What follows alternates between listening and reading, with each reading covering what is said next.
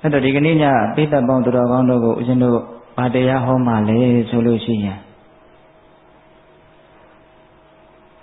ခုတ်တကနိကေဓမ္မပဒပါဠိတော်မှာလာရှိတဲ့သဟတဝတ်ထဲမှာလာရှိတဲ့ကုန္ဒလကေတိထေရီမကိုအကြောင်းပြုပြီးတော့မြတ်စွာဘုရားဟောကြားတော်မူခဲ့တဲ့တရားနှစ်ခါထာရှိပါတယ်။အဲ့ဒီတရားနှစ်ခါထာတွေကနေပြီးတော့ဒီကနေ့တက္ကာထာကိုအခြေခံပြီးတော့ဗမာလိုခေါင်းစည်းလေးတက်ပြီးပိဋကပေါင်းသူတော်ကောင်းတို့ကိုဦးဇင်းတို့ဒီကနေ့ညပြောသွားဖို့စီစဉ်ထားပါတယ်။တရားခေါင်းစည်းကစကားတို့ဤအစွမ်းတဲ့ဣတ္တရေပြောကြည့်ပါဦးများစကားတို့ဤစွမ်းပါဗျာစကားတွေမှာအစွမ်းရှိတယ်တဲ့ရှိတာမှနည်းနည်းနောရှိတာမဟုတ်ဘူးအများကြီးရှိတာမိမိပါးစပ်ကထွက်နေတဲ့စကားတွေမှာလည်းအစွမ်းရှိတယ်မိမိရဲ့နားထဲကိုဝင်ရောက်လာတဲ့စကားသံတွေမှာလည်းပဲအစွမ်းရှိတယ်အစွမ်းရှိတာမှအများကြီးရှိတယ်ပြောမပြနိုင်လောက်အောင်ရှိတယ်ဆိုးတဲ့ဘက်မှာလည်းပဲအစွမ်းတတ္တိတွေအကြီးအကျယ်ရှိတယ်ကောင်းတဲ့ဘက်မှာလည်းပဲအစွမ်းတတ္တိတွေအကြီးအကျယ်ရှိတယ်ဆိုးတဲ့ဘက်မှာလည်းပဲကိုပြောလိုက်မိလို့ပြောမိမှားလိမ့်ခြင်းလို့နောင်တတွေနဲ့တွေးပြီးတော့ပူခဲ့ရတာလည်းပဲအကြိမ်ကြိမ်ရှိခဲ့ပြီဟုတ်လားမှန်ပါဗျာမိမိပြောလိုက်တဲ့စကားတစ်ခွန်းကြောင့်လောကီအကျိုးစီးပွားတွေဆုပ်ယုပ်သွားတာတွေလည်းကြုံဘူးကြလိမ့်မယ်တချို့ဆိုလို့ရှိရင်အသက်ဆုံးသည့်အထိစကားတစ်ခွန်းအတွက်နဲ့ပေးဆက်လိုက်ရတာမျိုးတောင်ရှိတယ်မှန်ပါဗျာဟုတ်လားမှန်ပါဗျာစကားတစ်ခွန်းမှားသွားတာနဲ့ဗမာစကားပုံလည်းရှိတယ်လေအသွားမတော်တလှမ်းအစားမတော်တလုတ်အပြောမတော်တော့တခွန်းနဲ့ဒုက္ခရောက်တတ်တယ်မှန်ပါဗျာဟုတ်ရလားမှန်ပါဗျာအေးကိုပြောလိုက်တဲ့စကားကတကယ်ကိုပဲအကြီးအကျယ်မှားယွင်းမှုတွေနဲ့ကြည်နေပြီဆိုလို့ရှိရင်တန်တရားတစ်လျှောက်လုံးနဲ့လိုက်ပြီးတော့ဒုက္ခပေးတတ်တယ်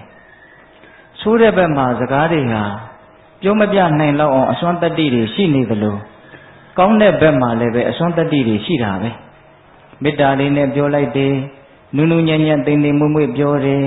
အဓိပ္ပာယ်ရှိတာတွေအကျိုးရှိတာတွေကိုရွေးချယ်ပြီးတော့ပြောတယ်ပြောတဲ့မပြောတဲ့အချိန်အခါကိုကြည့်ပြီးတော့တကယ့်ကိုဉာဏ်ပညာလေးနဲ့စဉ်းစားချင့်ချိန်ပြီးတော့ပြောတဲ့စကားမျိုးဆိုရင်ပြောတဲ့သူမှလည်းပဲ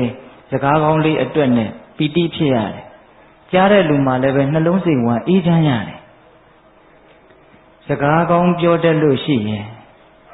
ဦးဇင်းတို့ပြောလိုက်ခြင်းသေးတယ်ဗျာပြောတတ်လို့ရှိရင်တလောကလုံးရဲ့မျက်နှာမှုကိုရမယ်မပြောတတ်လို့ရှိရင်တလောကလုံးရဲ့မုန်းတီးမှုကိုရမယ်ဟုတ်လားမှန်ပါဗျာရုပ်ချောနဲ့သဘောကောင်းအပြောကောင်းတွင်အပြောကောင်းကိုပိုချစ်ကြသည်ဆိုတဲ့စကားလေးကြားဘူးတယ်မို့လားကြားပါဗျာအေးအပြောကောင်းဆိုတာနားထောင်ကောင်းအောင်ရှောက်လှည့်ပတ်ပြီးတော့ပြောတာမျိုးကိုဆိုလိုတာမဟုတ်ဘူးမိမိသူတစ်ပါးနှစ်ဦးသားအကျိုးတရားတွေကိုမထိခိုက်စေဘဲနဲ့မှန်ကန်ပြီးတော့အကျိုးရှိတဲ့စကားကိုအချိန်ခါကြည့်ပြီးတော့မေတ္တာတရားနဲ့နူးညံ့သိမ်မွေ့စွာပြောဆိုတတ်ခြင်းကိုအပြောကောင်းလို့ဆိုတာမှန်ပါဗျာဟုတ်ရလားမှန်ပါဗျာဒါဦးဇင်းတို့မြတ်စွာဘုရားရဲ့အလိုတော်ကြပါပဲမှန်ကန်ပြီးတော့အကျိုးရှိတဲ့စကားကိုအချိန်အခါကြည့်ပြီးတော့မေတ္တာတရားနဲ့နူးညံ့သိမ်မွေ့စွာပြောတတ်တာကိုအပြောကောင်းလို့ဆိုတာ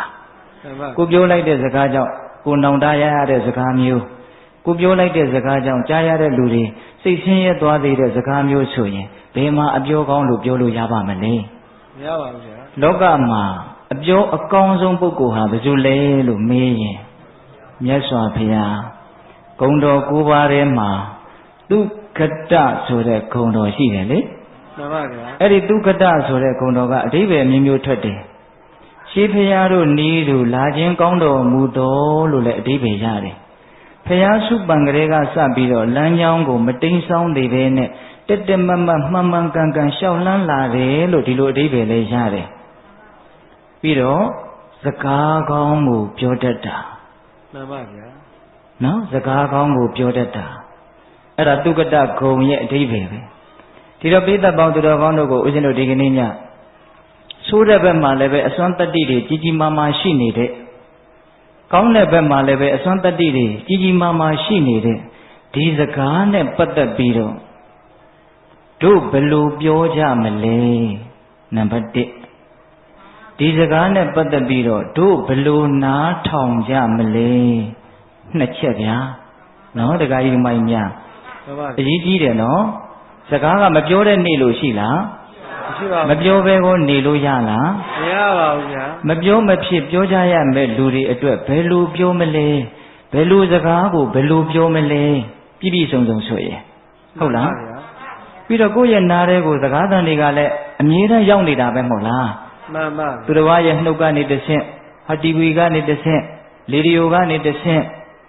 ဟုတ်လားတခါတလေဆိုလို့ရှိရင်စာရွက်ပေါ်ကနေစကလုံးပုံတရံနဲ့အတန်တွေထွက်လာတာလေကြုံဘူးလားဖတ်ပါများတော့စကလုံးတွေကဘာတွေဖြစ်သွားတော့စိတ်ထဲမှာအတန်တွေဖြစ်သွားတယ်အဲ့ဒါလည်းစကားတစ်မျိုးပဲလို့တောင်ထင်တယ်ဟုတ်လားအဲ့ဒါလို့ကိုယ့်ရဲ့နားရဲ့မျက်စိတွေကိုရောက်လာတဲ့စကားသံတွေမျက်စိတွေရောက်တယ်ဆိုတာတင်စားပြောတာနော်ကိုယ်နားတွေကိုစကားသံတွေရောက်မလာအောင်ကိုတခါကြီးဒီကမကြီးများတားနိုင်မှာမလားမတားနိုင်ပါဘူးဗျာနားမထောင်လို့မဖြစ်ဘူးပေါ့မှန်ပါဗျာနားမထောင်လို့မဖြစ်တဲ့ဒီစကားကိုပေါ့ပေါ့လေးမစင်စားပဲနဲ့ဘယ်လိုစကားကိုဘယ်လိုနားထောင်ကြမလဲစောစောတုန်းကပြောလိုက်တာကဘယ်လိုစကားကိုဘယ်လိုပြောကြမလဲဟုတ်လားမှန်ပါခုနောက်ပြောလိုက်တာကဘယ်လိုစကားကိုဘယ်လိုနားထောင်ကြမလဲဒီမေးခွန်းလေးတွေရဲ့အဖြေတဏှာကြီးကွဲအချိန်တွင်းမှာဦးဇင်းတို့ခေါင်းထဲမှာတော့စုံစုံစိတ်စိတ်လေးမှတ်သားထားတယ်လို့ထင်တာပဲဗျာဟုတ်လားအဲ့ဒါဦးဇင်းတို့ပြောကြည့်ရအောင်ဟုတ်လားတရားကောင်းကြီးကစကားတို့ဤအစွမ်းတဲ့ဟုတ်လားတရားမဟောသေးခင်မှာမြတ်စွာဘုရားကိုရှ िख ိုးကြအောင်ရှုဒီတရားတော်ကိုမဟောကြားသေးခင်မနာကြသေးခင်မှာတရားတော်အလုံးကိုဟောကြားတော်မူခဲ့တဲ့ဘုရားရှင်ကိုတော်မြတ်ရဲ့အင်မတန်အေးချမ်းကြည်လင်တော်မူတဲ့မဟာကရုဏာကိုသိစရာတရားလုံးစုံကိုသိတော်မူမြင်တော်မူတဲ့တပ္ပညုတဉာဏ်ဒီဟုသောပညာကိုထိုမဟာကရုဏာကုံပညာကုံနှစ်ပါးစုံတို့နဲ့ပြည့်စုံတော်မူတဲ့ဘုရားရှင်ကိုတော်မြတ်ကိုယူသေးမြတ်တို့ရှိခိုးပူဇော်ကြအောင်စို့အလုံးလက်အုပ်ကလေးတွေခြိထားကြကရုဏာတိတလဟရယံပညာပိဇောတဝိဟတမောဟတမံသန္နရမရလောကကရုံဝန္တိတုဂတံဂတိဝိမု ṭံကရုဏာတိတလဟရယမဟာကရုဏာတော်ဖြင့်အေးမြသောစိတ်နှလုံးလေးရှိတော်မူပါ၏ထသောပညာပိဇောတဝိဟတမောဟတမံအရဟတမေတိဟုသောအယံဝလင်းဖြင့်ဝိဇ္ဇာတိဟုသောမိုက်မောင်ကိုဖယ်ခွာတော်မူပြီးထသောသန္နရမရလောကကရုံ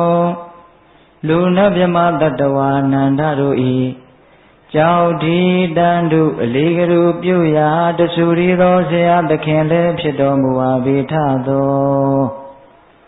ဂတိဝိမု ṭံဒေဝမနုဿာနိရယနှင့်ပေတတလိษံလာယရှိငါတန်သောဂတိတို့မှလီကင်လွတ်တော်မူပြီးထသောဒုက္ကတံတတ္တဝါတို့အားအကျိုးများကြောင့်ဟုတ်မှန်သောစကားကောင်းကိုသာမြတ်ဆိုတော်မူပါ၏ထသောဗုဒ္ဓံသစ္စာလေးရတရားမြတ်ကိုလက်ပေါ်တင်ထားပရမညာကဲ့သို့ပြတ်သားထင်ထင်သိမြင်ပေတတ်ဘုရားရှင်ကိုယ်တော်မြတ်ကြီးကိုမေယံတရားဟောပုဂ္ဂိုလ်တရားနာပုဂ္ဂိုလ်ခေါ်ဆိုပညတ်ပရမတ်မမူယုံနံနှဖျားဖြစ်ကြပါသောဘုရားတပည့်တော်တို့သည်ဝနေဝနာမှာကာယဝစီမနောချီ၍သုံးလီဒွါရပနာမဖြင့်ဒုက္ခယောကျိုးလက်ဆုံမိုးကရှိခိုးဥညွတ်ပါ၏မြတ်စွာဘုရားသာဓုသာဓုသာဓု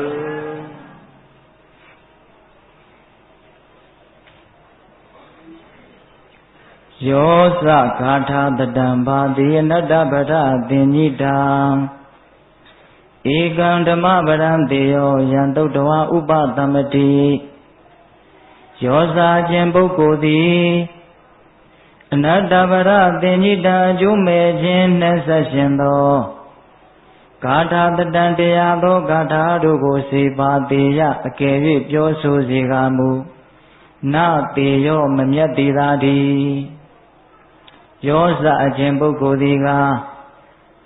သုတ်တော်ဝါနာထောင်ရသည်ရှိသောဥပါသမတိလောဘဒေါသမောဟစသောအပူဓာတ်အလောင်ဓာတ်တို့ကိုငြိမ်းအေးစေနိုင်၏တံထိုကဲ့သို့သောစကားကိုဧကံတခုံးများဖြစ်သောတံဓမ္မပဒံထိုကဲ့သို့သောတရားစကားသည်သာလျှင်သေရောမြတ်လှပါပေ၏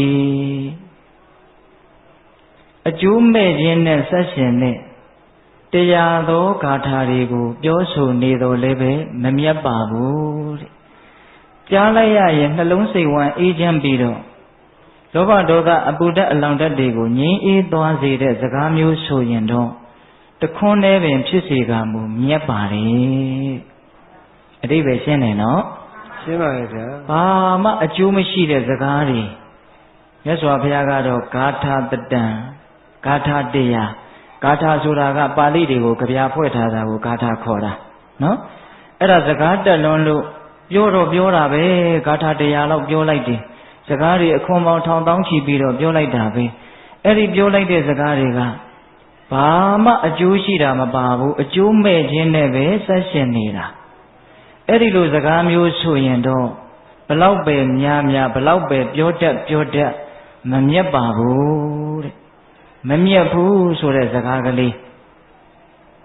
တိတ်မမြတ်ဘူးဆိုတော့ယုံညံ့တယ်လို့လည်းအဓိပ္ပာယ်ပေါက်တယ်နော်နောက်ထပ်ဘယ်လိုပေါက်သေးလဲအဓိပ္ပာယ်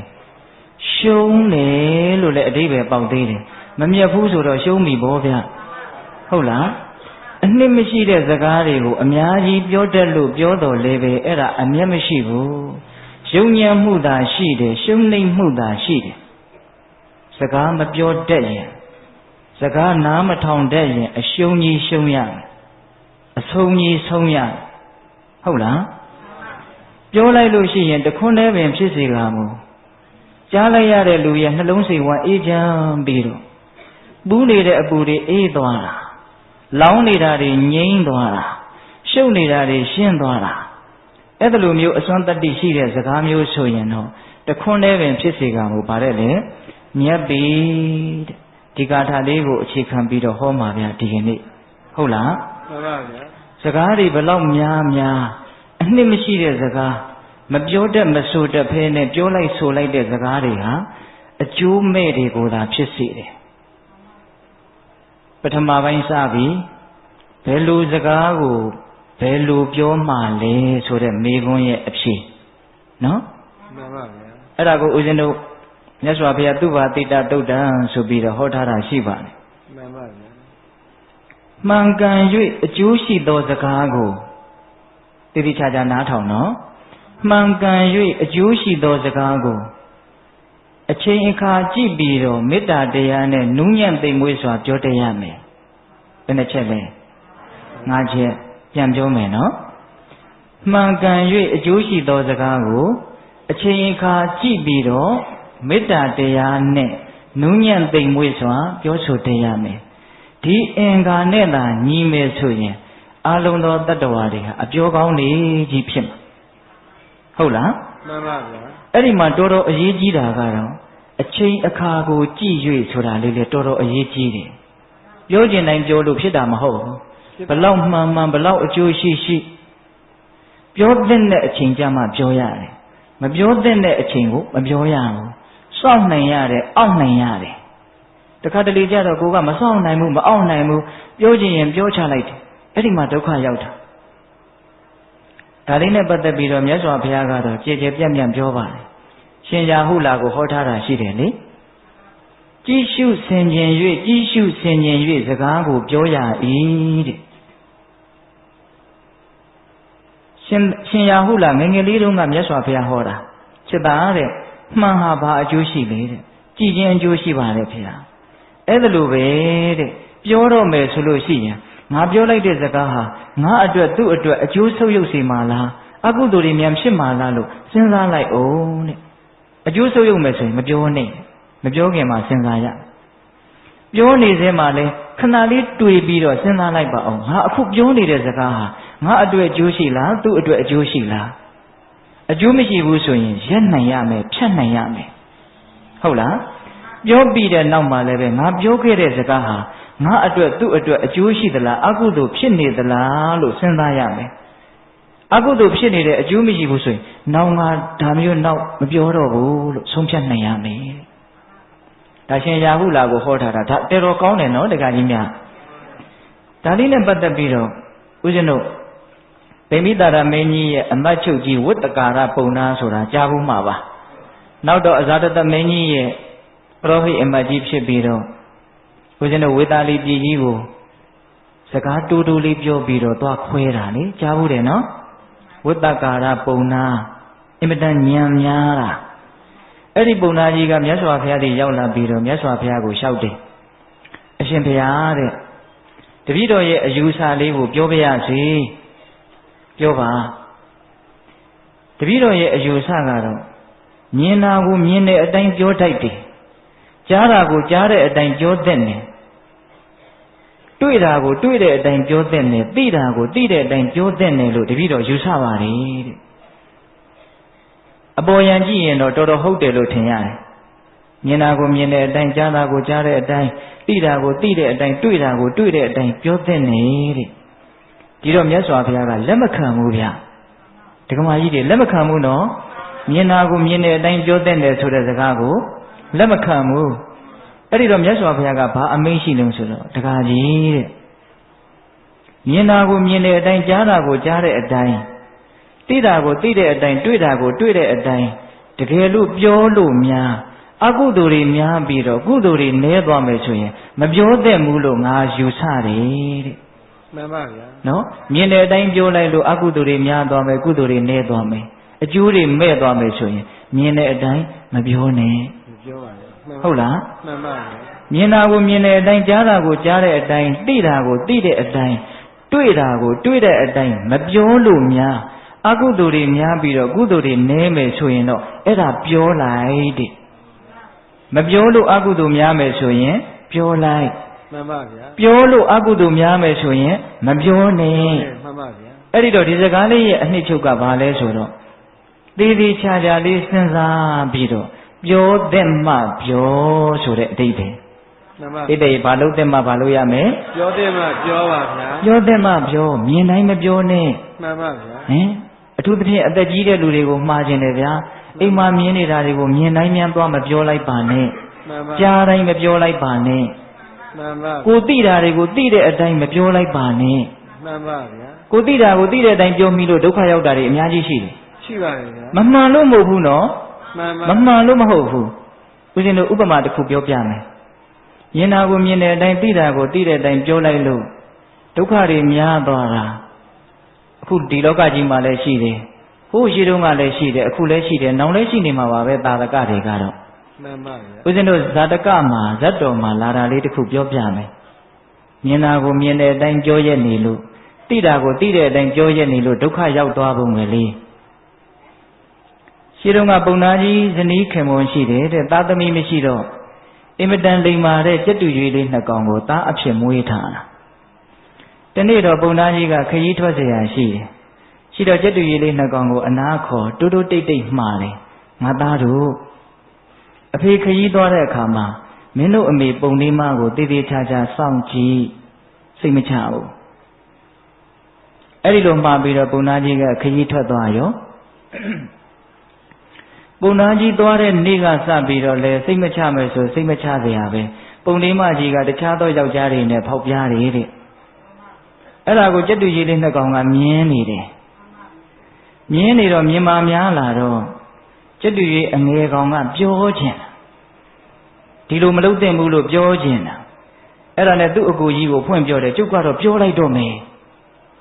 အဲ့တော့အကူဖြစ်တဲ့ကြက်တူကြီးကဖះလောင်းလေးငါညီမပြောနဲ့ပြောရင်မင်းဒုက္ခရောက်တားတာဒါပေမဲ့တားလို့မရဘူးအငယ်ကောင်ကပြောခြင်းစိတ်ကိုမအောက်နိုင်ဘူးမစောင့်နိုင်ဘူးဟင်ဒကမာကြီးတွေအဲ့ဒီလိုခံစားချက်မျိုးကြုံဘူးလားပြောကျင်တာကိုမအောင်နိုင်ဘူးမစောင့်နိုင်ဘူးတခါတလေကိုယ်စကားနားထောင်မဲ့လူမရှိလို့မျောပြီးတော့နေတာပြောကျင်လွန်းလို့ဟင်ဒကမာကြီးတွေမှန်ပါဗျာအေး အခုလည်းပဲအဲ့ဒီကောင်မစောင့်နိုင်ဘူးမအောင်နိုင်ဘူးအဲ့ဒါအကိုတားတာကိုနားမထောင်မဲနဲ့ပုံလေးမကြီးတွေသွားပြီးတော့အမေခမည်းဒီလိုလုပ်တာတော်လားဗျာဒီလိုမလုပ်သင့်ဘူးသွားပြီးတော့ပြောတာပုံလေးမကြီးမျက်လုံးပြူဒုက္ခပဲဒီကောင်သိသွားပြီလူဆိုတော့ဉာဏ်ရှိတယ်ဉာဏ်မကောင်းတဲ့ဉာဏ်တွေကပိုးတောင်ရှိသေးတယ်အဲ့ဒါနဲ့ငါသားတဲ့ငါသားကအမေကိုဆုံးမဖို့ရပါပြီတဲ့တဲလိမ်မာတာပဲလာပါဦးအမေနားလာပါဦးချော့ခေါ်လာအနားလေရောက်ပြီဆိုတော့ဖြတ်ခနဲ့ဆွဲပြီးတော့လေပင်ကိုလိန်ချိုးလိုက်တယ်ကိုယ့်ကိုအေးမနေနိုင်တဲ့အကောင်ဟုတ်လားအဲ့ဒီလိုလေပင်ကိုလိန်ချိုးပြီးတော့မိကြီးကလေးတွေရှိတဲ့ပြာပုံတွေကိုထိုးသိပ်လိုက်တယ်အဲ့ဒါကိုအစအဆုံးဟိုတန်းပေါ်မှာလမ်းလျှောက်နေတဲ့အကိုကမြင်တယ်မှန်ပါဗျာငါပြောစကားနားမထောင်နိုင်ကောင်အဲ့ဒီလိုနဲ့ပုံနာကြီးပြန်ရောက်လာတဲ့အခါကျတော့ပုံနာကြီးကကျက်တူရဲ့နှစ်ကောင်စုံမစုံတောင်မကြည့်နိုင်ဘူးရှိတဲ့ကျက်တူရဲ့ခေါ်ပြီးတော့ဘယ်နဲ့တော့မင်းအမေဘယ်နဲ့တော့မေးတာ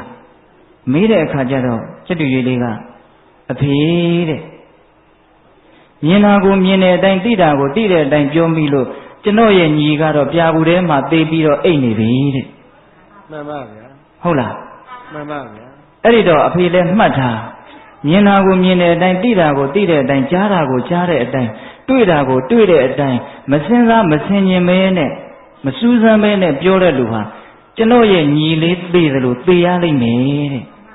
မှန်ပါအဲ့ဒါလိုပြောပြီးတော့ဟိမွန်တာကိုပြန်သွားတာပြန်မလာတော့ဘူးတဲ့မှန်ပါဗျာတချို့ရှိတယ်နော်တို့ကတော့သိတဲ့အတိုင်းပြောရမှာပဲမြင်တဲ့အတိုင်းပြောရမှာပဲတို့ကတော့မှန်ပဲဘွန်းပဲရှင်းပဲဆိုတဲ့လူတွေသတိထားတယ်မကောင်းဘူးလားကောင်းပါကောင်းတယ်ဒါကြောင့်ပုဂ္ဂိုလ်ကိုကြည့်ပြောပိဋကဘာကိုကြည့်ပြောရမလဲပုဂ္ဂိုလ်ကိုကြည့်ပြောရမှာပါဗျာပုဂ္ဂိုလ်ကိုကြည့်ပြောစကားကမှန်မိမယ်လို့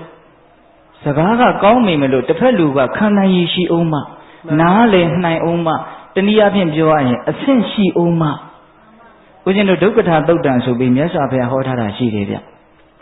သီလမရှိတဲ့လူရဲ့ရှေ့မှာသီလအကြောင်းသွားပြောရင်နာခါတယ်တဲ့မှန်ပါဗျာအဲ့ဒါဒုက္ခထမကောင်းတဲ့စကားကိုဖြစ်သွားတာမှန်ပါသူလည်းပဲအကုသိုလ်များတယ်ကိုလည်းပဲဟာဒီကောင်အလကားကောင်းပဲဆိုပြီးတော့စကားကောင်းပြောရင်းနဲ့အကုသိုလ်ဖြစ်တယ်ယုံကြည်မှုတရားတရားမရှိတဲ့လူရှေ့မှာတရားတရားအကြောင်းပြောရင်နာခါတယ်မှန်ပါဟုတ်လားဘာမပြောနဲ့ဟုတ်လားနောက်ဘ ഹു တုတ္တတွေနေတဲ့ပုဂ္ဂိုလ်ရှေ့မှာဘ ഹു တုတ္တအကြောင်းသွားမပြောနဲ့မှန်ပါနော်တတ္တာသီလတုတ္တစာခနှမျိုးတဲ့လူရဲ့ရှေ့မှာပေကံကြီးအကြောင်းသွားမပြောနဲ့နောက်ပညာနေတဲ့လူရှေ့မှာပညာအကြောင်းသွားမပြောနဲ့မှန်ပါတမြတ်စွာဘုရားကိုယ်တိုင်ပြောထားတာနော်တခါကြီးများမှန်ပါဒါကြောင့်စကားကကောင်းတော်လည်းပဲပုဂ္ဂိုလ်ကခံနိုင်ရည်မရှိရင်ကောင်းသောစကားသည်မကောင်းသောစကားဖြစ်တတ်တယ်မှန်ပါဒါကြောင့်ပိဋကပေါင်းတော်ကောင်းတို့မြင်တာကိုမြင်တဲ့အတိုင်းအခါခတ်သိမ့်ပြောလို့မဖြစ်ပါဘူးကုသိုလ်တွေများပြီးတော့အကုသိုလ်တွေနည်းသွားမယ်ဆိုရင်တော့ပြောရမှာပေါ့မှန်ပါဗျာဟုတ်လားအေးဒါကပုဂ္ဂိုလ်ကိုကြည့်ပြီးတော့ပြောဟောပုဂ္ဂိုလ်ကိုကြည့်ုံနဲ့လုံလောက်ပြီလားဆိုတော့မလုံလောက်သေးဘူးအချိန်အခါလေးကိုလည်းကြည့်လိုက်အောင်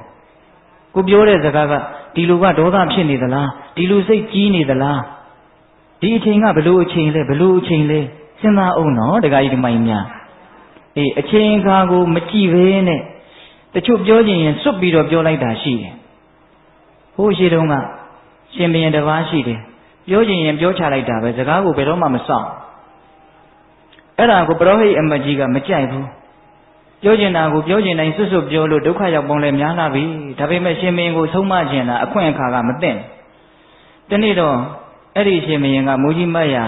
သေနာပတိတွေခြံရံပြီးတော့ဥယျင်ထွက်ပြီးတော့အပန်းဖြေတယ်အဲ့ဒါကြောက်ဖြာကြီးပေါ်မှာအပန်းဖြေတာအဲ့ဒီကြောက်ဖြာကြီးကတရက်ပင်ကြီးတပင်ရဲ့အောက်မှာရှိတာတရက်ပင်ကြီးကအင်မတန်အရေးအာဝါဒနဲ့ပြည့်စုံတဲ့အောက်မှာကြောက်ဖြာကြီး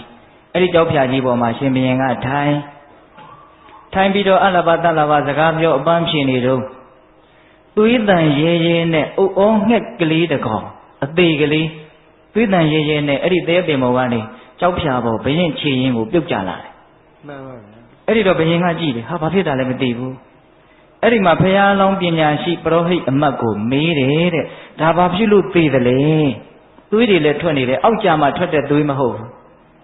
အဲ့ဒီတော့ဘုရားလောင်းကမော့ကြည့်တော့အပေါ်မှာကြီးတိုက်ရှိဘုရားလောင်းဆိုတော့ပညာရှိတယ် တွေးကြည့်တာပြည့်ကြည့်တာတဲ့မှန်တယ်အရှင်မင်းကြီးတဲ့ဒီကောင်ဟာအုတ်ဩငှက်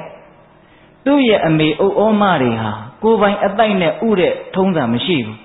ကြီးမတွေရဲ့အတိုက်ထဲကိုဝင်ဥတယ်ကြီးမတွေကသူ့ဥမှတ်လို့ဝတ်ပေးအကောင်ပေါက်တော့လဲမဲမဲလေးအတူတူဆိုတော့သူ့သားလေးလိုပဲထင်အစာတွေအတူတူရှာကျွေးအဲ့ဒါဒီကောင်ကမပြန်နိုင်သေးခင်မှာအုတ်ဩတန်မြည်လိုက်တာမအော်တဲ့နေတဲ့အချိန်မှာအုတ်ဩတန်မြည်လိုက်တာအဲ့ဒီတော့ကြီးမကငါသားမဟုတ်ဘူးဆိုတာကိုသိပြီးတော့စိတ်တူပြီးတော့နှုတ်သီးနဲ့အဲ့ဒါထိုးသက်ပြီးတော့အောက်ကိုပြစ်ချလိုက်တာအတက်ပြောတာနော်မှန်ပါဗျာအဲ့ဒီမှာဘုရားလောင်းပရောဟိတ်အမတ်ကြီးကအခွင့်ရပြီဆိုပြီးတော့မင်းကြီးကိုဆုံးမအခွင့်အခါအချိန်ကာလကိုမကြည့်ဘဲနဲ့စကားကိုအယံကာရောပြောတဲ့ပုဂ္ဂိုလ်များဟာဒီအုတ်ဩသေးသလိုတေရတတ်တယ်မှန်ပါဗျာနော်ပြောတာတော့စကားတွေကအများကြီးပဲဗျပရောဟိတ်အမတ်ကြီးပြောတာလေအဲ့ဒီထဲမှာကောင်းတာလေးတွေဥစဉ်ကောင်းထဲမှာစွဲနေတယ်ဘာပြောသေးလဲဆိုတော့မင်းကြီးတဲ့မစင်စားမစင်ကျင်ပဲနဲ့ပြောတဲ့စကားတခွန်းဟာတွေးထားအပ်သောဓာတ်ထက်ကြောက်เสียကောင်းတယ်နော်မစင်စားမစင်ကျင်ပဲနဲ့ပြောလိုက်တဲ့စကားသည်တွေးထားအပ်သောဓာတ်ထက်ကြောက်เสียကောင်းတယ်မစင်စားမစင်ကျင်ပဲနဲ့ပြောတဲ့စကားတခွန်းဟာလက်တလောသေးသေးတတ်တဲ့အစိတ်ထက်ကြောက်เสียကောင်းတယ်ဟုတ်လားဒါကြောင့်တဲ့မှန်သောစကားပင်ဖြစ်စေကာမူကိုယ်နဲ့သဘောတူတဲ့သူပင်ဖြစ်စေကာမူမှန်ပါဗျာအချိန်ကာလရှည်လျားစွာမပြောရတဲ့မှန်ပါဒီလူနဲ့ငါနဲ့ငါသိသဘောထားချင်းတိုက်ဆိုင်မှငါစကားဆိုသိကြိုက်တာပဲအဲ့ဒါလိုလူမျိုးရဲ့ရှေ့မှာတောင်မှကာလကိုကြည့်ပြီးတော့ပြောရမယ်ပြောကောင်းနိုင်စွတ်ပြီးတော့ပြောမနေနဲ့တန်ဖိုးတွေနေတတ်တယ်ဟုတ်ရလားမှန်ပါဗျာအေးအချိန်အခါကိုမကြည့်ဘဲနဲ့ပြောရင်လည်းပဲအဲ့ဒီအိုဩမိုက်ကလေးလိုဘာဖြစ်တတ်တယ်ပေတတ်တယ်ဟုတ်လားဒါကြောင့်ပုဂ္ဂိုလ်ကိုကြည့်ပြောကာလကိုကြည့်ပြောပုဂ္ဂိုလ်တွေကာလတွေကြည့်ပြောပြီးရင်လည်းပဲဘာလို့သေးလဲဆိုတော့ဒေါသတွေမာနတွေနဲ့မပြောနဲ့ဒေါသတွေမာနတွေနဲ့ဟာငါကဒီလူကိုပြောလို့ရတာပဲငါနိုင်တာပဲဆိုပြီးတော့လည်းဖိမပြောနဲ့မှန်ပါဗျာအခုချိန်မှာကိုကသူ့ကိုနိုင်မိမလို့ဘဝဆိုတာတစ်ချိန်နဲ့သွားနေတာမဟုတ်ဘူးတစ်ချိန်မှာကိုကသူ့ရဲ့အောက်ကိုလည်းရောက်သွားနိုင်တယ်သူကကို့အထက်ကိုလည်းရောက်သွားနိုင်တယ်မှန်ပါဗျာကိုကိုပြန်ပြီးတော့နှိမ့်ဆက်ခွင့်ကြုံတဲ့အခါမျိုးမှာအဲ့ဒီလူကကိုကိုပြန်ပြီးတော့နှိမ့်ဆက်နိုင်တယ်တချို့နိုင်တယ်ဆိုပြီးတော့ပြစ္ဆလက်ခပြောကြားရတဲ့လူကအသက်ဓာတ်နဲ့ထိုးခံရတယ်လို့မမေ့ဘူးနားနေတာမှန်ပါဘာဖြစ်ဖြစ်ကွာပြန်ပြီးတော့တုံ့ပြန်မယ်ဆိုပြီးယူမိုက်တချို့အဲ့လိုပြောတဲ့စကားတစ်ခွန်းကြောင့်သိရတာတွေရှိပါရဲ့ဗျာနော်ဦးဇင်းတို့ရာဇဝင်ထဲမှာစကားအစိတ်သင့်ပုံကလေးနည်းနည်းပြောပြမယ်တချို့လည်းကြားဖို့ကောင်းကြားဖို့ပါလိမ့်မယ်ဗျာဦးဇင်းတို့ပကံရာဇဝင်မှာတရုတ်ပြည်မင်းခွေးချေးဆိုပြီးတော့နာမည်ဆိုးနဲ့ကြော်ကြတဲ့နရတိဟပတိမင်းဆိုတာရှိတယ်နော်မှန်ပါဗျာအဲ့ဒီနရတိဟပတိမင်းကသူ့မှာသား3ယောက်ရှိတယ်နော်ဥဇနာတဲ့တိဟတုတဲ့နော်အဲ့ဒီမှာတိဟတုဆိုတာနဲ့သူနဲ့ကစကားတခွန်းကြောင့်အများကြီးပြဿနာတက်တယ်နောက်တစ်ယောက်ကကြော်စွာတဲ့အဲ့ဒါငယ်ငယ်တုန်းကဒီမင်းကြီးကဒီသားတွေကိုချစ်လွန်းလို့ဝက်လက်ဆိုတာကဝက်ရဲ့လက်ကိုချက်ထားတာသူကနူးညံ့တယ်အဲ့ဒါကိုသားလေးတွေကိုချစ်လို့ဝက်လက်ကိုချက်ပြီးတော့ငပြောပဲနုနုကလေးအုပ်ပြီးတော့ပေးတာဒါပေမဲ့တိဟသူကိုကြတော့ဘာအကြောင်းကြောင့်လဲမသိဘူးသူ့အမေကိုမုန်းလို့လားတော့မသိဘူးဝက်လက်မပေးဘဲနဲ့ဝက်ချီတော့ပေးတာအဲ့ဒါကိုအမေကရှက်တာရှင်မောက်တဲ့မိဖုရားကဒီပြင်သား2ယောက်ကိုတော့ဝက်လက်ပေးပြီးတော့ငါသားလေးကိုကြမှာဝက်ချီပေးတာဒါအချစ်မတူဘူးဆိုပြီးတော့ငါသားလေးကိုသိခါချတာပဲအဲ့ဒါအမေကရှက်လွန်းလို့စဖူမှုကိုလက်ထိုးတယ်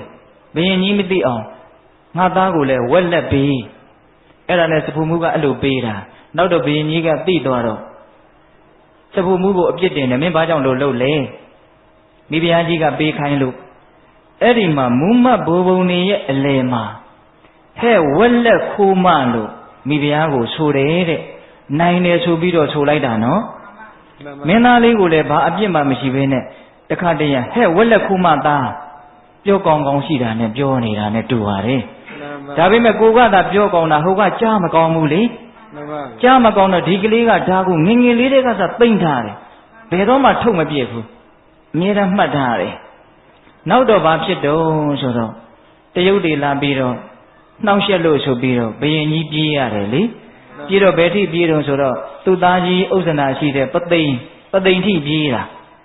နောက်အဲ့ဒီမှာတရုတ်တွေရဲ့ရန်ကအေးသွားပြီဆိုပြီးတော့ပကံပြန်မယ်ဆိုပြီးတော့ပသိမ်ကနေပြန်လာတော့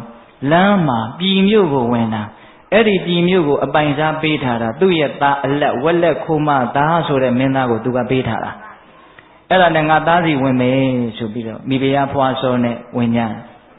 ဟိုရောက်တော့သားကအရန်နဲ့စောင့်နေတယ်နန်းတော်ထိတောင်အဝင်မခံဘူးလှေပေါ်မှာတခါတည်းဒလွတ်ကင်ထားတဲ့လူ300လောက်ဝိုင်းထားတယ်သားကဝိုင်းထားပြီးတော့ဘာလုပ်လဲဆိုတော့ထမင်းပွဲထဲမှာဟင်းတိုင်းထမင်းတိုင်းအကုန်အစိတ်ခတ်ထားတယ်မင်းကြီးတဲ့ဒီထဲမှာအစိတ်တွေအကုန်ခတ်ထားတယ်ဒါကိုစားပါလို့ခိုင်းတယ်သူ့ကိုရက်ရက်ဆက်ဆက်ပြောခဲ့တဲ့ဗဇက်ကိုရက်ရက်ဆက်ဆက်ပြန်ကြွေးတဲ့သဘောများလားတော့မသိဘူးမှန်ပါဗျာမင်းကြီးမစားဘူးဆိုရင်ဘေးမှာရှိတဲ့အာနာပကွက်သားတွေကသွေးတန်ရဲရဲနဲ့အဆုံးရှိရှင်အဲ့ဒီလိုပြောပြီးတော့သားကနန်းတော့သူ့ရဲ့အဆောင်ကိုပြန်သွားအဲ့ဒီမှာမိဖုရားဘွားစောနဲ့တိုင်ပင်တော့မိဖုရားကြီးကမင်းကြီးမလွတ်နိုင်တော့ဘူးအဲ့ဒီတော့ဓာတ်တွေနှံနေနဲ့သေရတာနဲ့စားရင်လက်တလောသေတဲ့အစိတ်ကိုစားသေးတာကကောင်းသေးတယ်အဲ့ဒါနဲ့မင်းကြီးခင်ဗျအဲ့ဒီအစာကိုအစိတ်ပါမှန်သိရနဲ့စားပြီးတော့သေရတယ်မှန်ပါဗျာသေတဲ့ရင်အစိတ်မိပြီးတော့သေရတာပေါ့နော်မှန်ပါဗျာပဂတိအစိတ်လို့ပြောမလားစကားအစိတ်လို့ပြောမလားစကားအစိတ်ပါဗျာစကားအစိတ်တင့်သွားလားမှန်ပါနော်ဒါကြောင့်တရားကြီးဒီမိုင်းများငါကမိဘပဲဆိုပြီးတော့သားသမီးတွေကိုနိုင်လို့မပြောပါနဲ့ခံစားတတ်တယ်မှန်ပါဗျာသိတတ်တယ်ဟုတ်လားဒါတွေအကျယ်ချက်ပြီးတော့စဉ်းစားနော်အချိန်ကာလတစ်ခုအနေနဲ့ကိုကအထက်ရောက်နေပြီမလို့နောက်တစ်ချိန်မှာကိုကအောက်ဆိုတာလည်းဖြစ်နိုင်နေတာပဲမှန်ပါဗျာဟုတ်လားဒါကြောင့်သူ့ကိုမတနာအောင်တောင်မှကိုတနာပြီးတော့သူများကိုကြမ်းထမ်းတဲ့စကားတွေမပြောပါနဲ့မှန်ပါဒါရုပ်စွာအဆုံးဆိုတာနော်ဟုတ်လားဒါကြောင့်ပိဿပေါင်းသူတော်ကောင်းတို့စကားဆိုတာဒေါသကြီးနဲ့မပြောလိုက်ပါနဲ့ကြားရတဲ့လူအခါရခက်တဲ့အကုသို့များတယ်ကိုလည်းပဲပြောမိမှားတယ်လို့တွေးပြီးတော့ပူရတယ်ဟုတ်ရလားမှန်ပါပြီးတော့မာနကြီးနဲ့လည်းမပြောလိုက်ပါနဲ့မှန်ပါမာနနဲ့ပြောတယ်ဆိုရင်လည်းကြားရတဲ့လူကနေနေအောင်မင်းမာနကိုတနေ့မှငါချိုးပြအောင်မယ်မှန်ပါအချီးနီးအလကားအကျိုးမဲ့တတ်တယ်ကြားဘူးတယ်မဟုတ်လားတာကီဝင်တွေအလုံးကိုဝိတ္တုပန်းကတတ်ပစ်တာလေမှန်ပါဗျာဟိုးရှိဘဝတုန်းကငါးတွေကိုအစိတ်ချခဲ့လို့ဝေးကွာသောကာလကအကြောင်းတရားတစ်ခုရှိတယ်အတိတ်အကြောင်းပေါ့ဟုတ်လားဒါပေမဲ့နီးကပ်တဲ့အကြောင်းကဘာအကြောင်းလဲမာနကြီးတာကိုသူများသိအောင်ထုတ်ပြီးတော့ပြတာဖြစ်တဲ့မာနကတော့စိတ်ထဲမှာဖြစ်တာအဲ့ဒီမာနကိုသိကြီးပါတယ်ဆိုတာဗဇက်တည်းဟူသောပရင်ပေါက်ကနေဖွင့်ပြတာမှန်ပါဟိုမှာဝိတ္တုပန်းကအလဲလာတယ်သူမှအချမ်းရင်နေတဲ့သူကကောသလဘုရင်ကြီးကောသလတိုင်းဆိုတာအင်မတန်အင်အားကြီးတယ်တာကီဝင်တို့ရဲ့တိုင်းပြည်နဲ့ဘာမှမဆိုင်ဘူးနော်အဲ့ဒီအင်အားကြီးတဲ့တိုင်းနိုင်ငံကအရှင်သခင်ဖြစ်နေပြီဝိတ္တုပန်းကအဲ့ဒါသူကအမျိုးတွေစီဆိုပြီးတော့လမ်းပြီးတော့လဲတာလေလာလဲပြီးတော့ပြန်သွားရောအဲ့ဒါတာကီဝင်တွေကမာနကြီးလိုက်တာဝိတ္တုပန်းတဲ့ငယ်တဲ့ကလေးတွေပဲထားတယ်ကြီးတဲ့ကလေးတွေတယောက်မှမရှိဘူးအဲ့ဒါဝိတ္တုပန်းလည်းပြန်သွားပြီဆိုတော့ကျွန်မတယောက်ကကျွန်မသာထိုင်သွားတဲ့နေရာအသေးရုပ်တယ်ဆိုပြီးတော့နွားနိုးနဲ့ဆေးတာလေအဲ့ဒါပါဇက်ကလည်းပြစ်တောက်နဲ့ပြောတယ်ကျွန်မသာနေတဲ့နေရာအတန်းစားခွဲပြီးတော့မာနနဲ့ပြောတာအဲ့ဒါကိုမင်းချင်းတယောက်ကလက်နဲ့မေ့နေလို့လားယူတာအဲ့ဒီမာနစကားကိုသူ့နားနဲ့ကြားတာအဲ့ဒီစကားကသူ့ပါဇက်ကနေတစ်ဆင့်ဝိတ္တုပရဲ့နားကိုရောက်တာအဲ့ဒီမှာငါနေရာကိုနွားနို့နဲ့ဆေးရှိသေးအောင်မင်းတို့ရဲ့နေရာကိုမင်းတို့ရဲ့လေချောင်းသေးနဲ့ငါတနေ့ဆေးပြမယ်ဟုတ်လားမှန်ပါဗျာအနီးကပ်ဆုံးအကြောင်းကတော့မာနကိုအမိပြုတ်ပြီးတော့ထွက်လာတဲ့စကားတခွန်ကြောက်ရှာမကောင်းဘူးလားကောင်းပါကောင်းတယ်ဒါကြောင့်ပိဿပေါင်းသူတော်ကောင်းတို့အကျိုးရှိခြင်းတယ်ဆိုလို့ရှိရင်စကားပြောတဲ့နေရာမှာပုဂ္ဂိုလ်ကိုကြည့်ပြောပါအချိန်အခါကိုကြည့်ပြောပါမာနတွေဒေါသတွေနဲ့မပြောပါနဲ့ဟုတ်လားပြီးတော့စကားတွေမများပါနဲ့မှန်ပါဗျာစကားများလို့ရှိရင်အပြစ်5မျိုးရှိတယ်တဲ့ဗျာမှန်ပါနံပါတ်1ပြောရင်နဲ့အပူတွေအလိုတွေပါသွားရောအဲ့ဒါလိမ်လေတဲ့စကားမှုတာဝါဒကံထိုက်တတ်တယ် ပြောရင်းနဲ့ကိုပြောနေတဲ့လူနဲ့ကိုနဲ့ကိုမင်းနဲ့ငါနဲ့ကပို့ပြီးတော့ရင်းနှီးတယ်ဆိုတာကိုသိသိချင်းတော့ဟိုလူရဲ့အပြစ်ကိုပြောရင်းနဲ့ဂုံစကားတွေလည်းပါသွားတတ်တယ်မှန်ပါဗျာဟုတ်လားပြောရင်းနဲ့စိတ်လိုက်မှဖြစ်ပြီးတော့ကြမ်းထမ်းထမ်းနေလဲထွက်သွားတတ်တယ်မှန်ပါဗျာဖရုဒဝါစာနော်နောက်ပြောရင်းနဲ့အနှစ်သာရမရှိတဲ့စကားတွေပါသွားရောများသောအားဖြင့်တော့အနှစ်မရှိတာတွေပြောကြတာများပါရဲ့ဟုတ်လား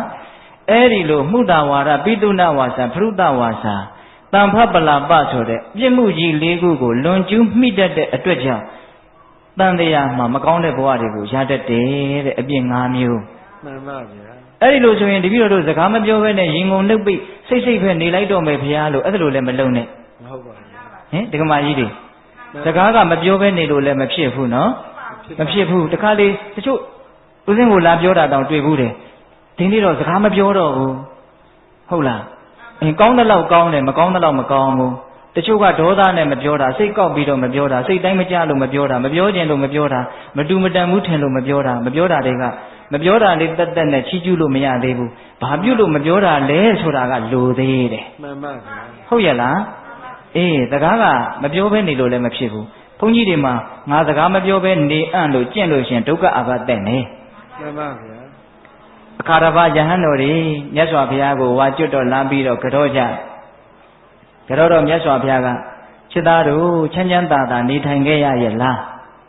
မှန်လားပါဘုရားဘုရားတပည့်တော်တို့နေထိုင်ခဲ့ရပါတယ်ဘုရားတဝါတွင်လုံးဘုရားတပည့်တော်တို့တယောက်ကိုတယောက်စကားမပြောဘဲနဲ့တကယ်အကျင့်မြတ်တွေကိုကျင့်ခဲ့ပါတယ်ဘုရားသူတို့ကစကားမပြောကြီးလို့ဒိဋ္ဌံပြီးတော့ကျင့်တာနော်တဝါတွင်လုံးတယောက်ကိုတယောက်ကောင်းတာလည်းမပြောဘူးဆိုးတာလည်းမပြောဘူးမတည့်တာမြင်လည်းမပြောဘူးမဟုတ်တာတွေမြင်နေလည်းမပြောဘူးတစုံတယောက်ကလားခေါ်လည်းမထူးဘူးမှန်ပါဗျာအဲ့တော့မြတ်စွာဘုရားဘယ်လိုပြောတယ်ထင်လဲမင်းတို့ဟာတဲ့နွားတွေလိုစိတ်တွေလိုကျင့်ခဲ့ကြတာပဲတဲ့ပပဆက်ဆက်ပြောတယ်မထင်နဲ့နော်ဒါဝိနည်းပါဠိတော်မှာရှိတယ်ဟုတ်လားမှန်ပါဗျာအဲ့ဒီတော့ကောင်းသောစကားတွေနဲ့တိဆောက်ထားတဲ့ငါဘုရားရဲ့သာသနာတော်မြတ်ကြီးမှာဘယ်နဲ့ကြောင့်စကားမပြောဘဲနေကြတာလဲမသိတော်တာရှိရင်ဆုံးမရမှာပေါ့ပြောရမှာပေါ့ကောင်းမြတ်တဲ့စကားတွေကိုပြောရမှာပေါ့အကျိုးရှိတဲ့စကားတွေကိုပြောရမှာပေါ့ဟုတ်လားကဲဘုရားကများစကားမပြောဘဲနေခဲ့မယ်ဆိုရင်ဘယ်လိုများလုပ်မလဲဒကမာကြီးများ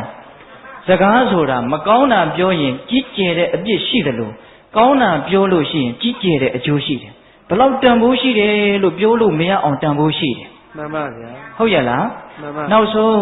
ဦးဇင်းတို့နိဗ္ဗာန်ထိအောင်စကားကတွန်းအားပေးနိုင်တယ်မှန်ကန်တဲ့စကားအဓိပ္ပာယ်ရှိတဲ့စကားအကျိုးရှိတဲ့စကားပြောမယ်ဆိုလို့ရှိရင်ဒကမာကြီးများလည်းကြားဖို့ပါတယ်နော်သဗ္ဗဒါနံဓမ္မဒါနံဇိနာတိအလှူတကအလှူထဲမှာတရားလှူအမြတ်ဆုံးတရားကိုဘယ်လိုလုပ်လှူရတာတော့ပါဇက်ကနေလှူရတာစကားအဖြစ်နဲ့လှူရတာဟုတ်လားဟုတ်တယ်နော်ဒကာကြီးများမှန်ပါဗျာအဲ့တော့စကားဆိုတာအင်မတန်ကောင်းတဲ့ဘက်ကကြည့်မယ်ဆိုလို့ရှိရင်အင်မတန်ကောင်းတယ်ဟုတ်လား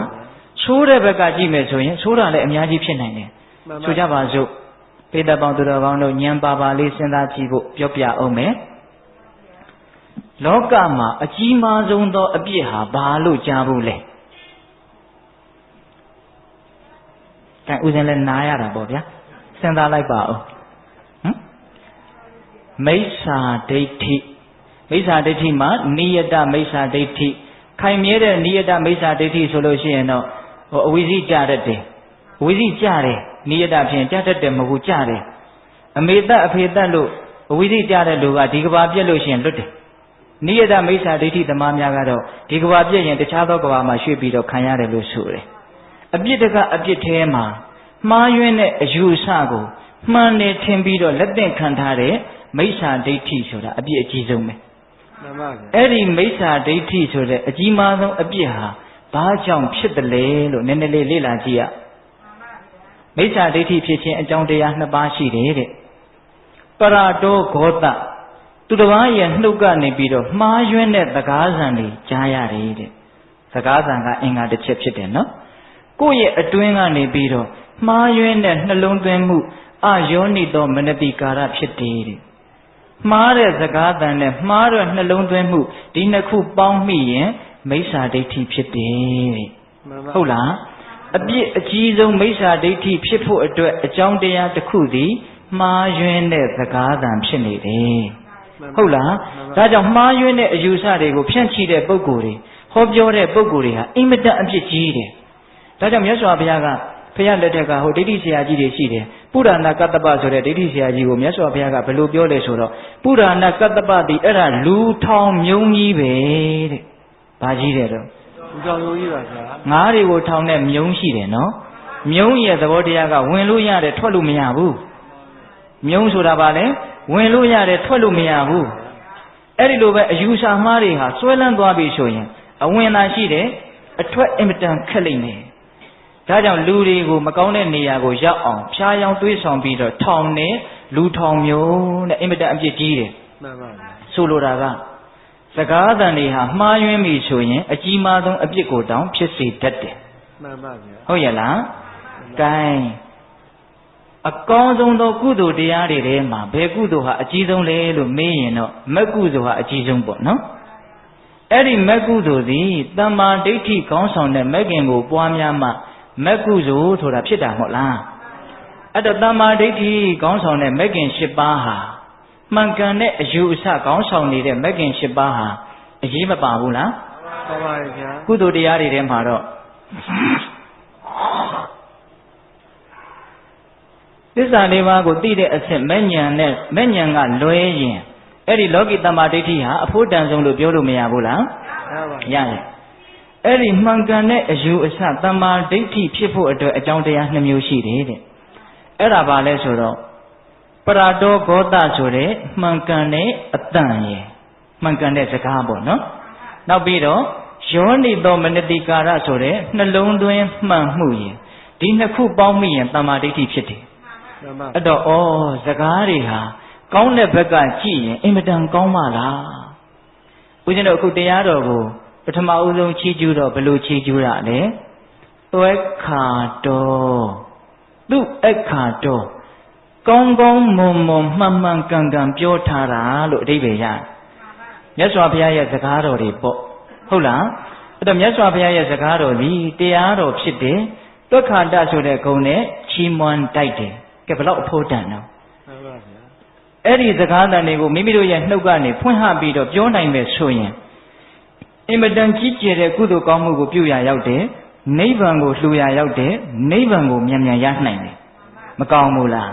ကောင်းတယ်ဒါကြောင့်စကားမပြောဘဲနေလို့ဘယ်ဖြစ်မှာလဲမကောင်းတာတွေ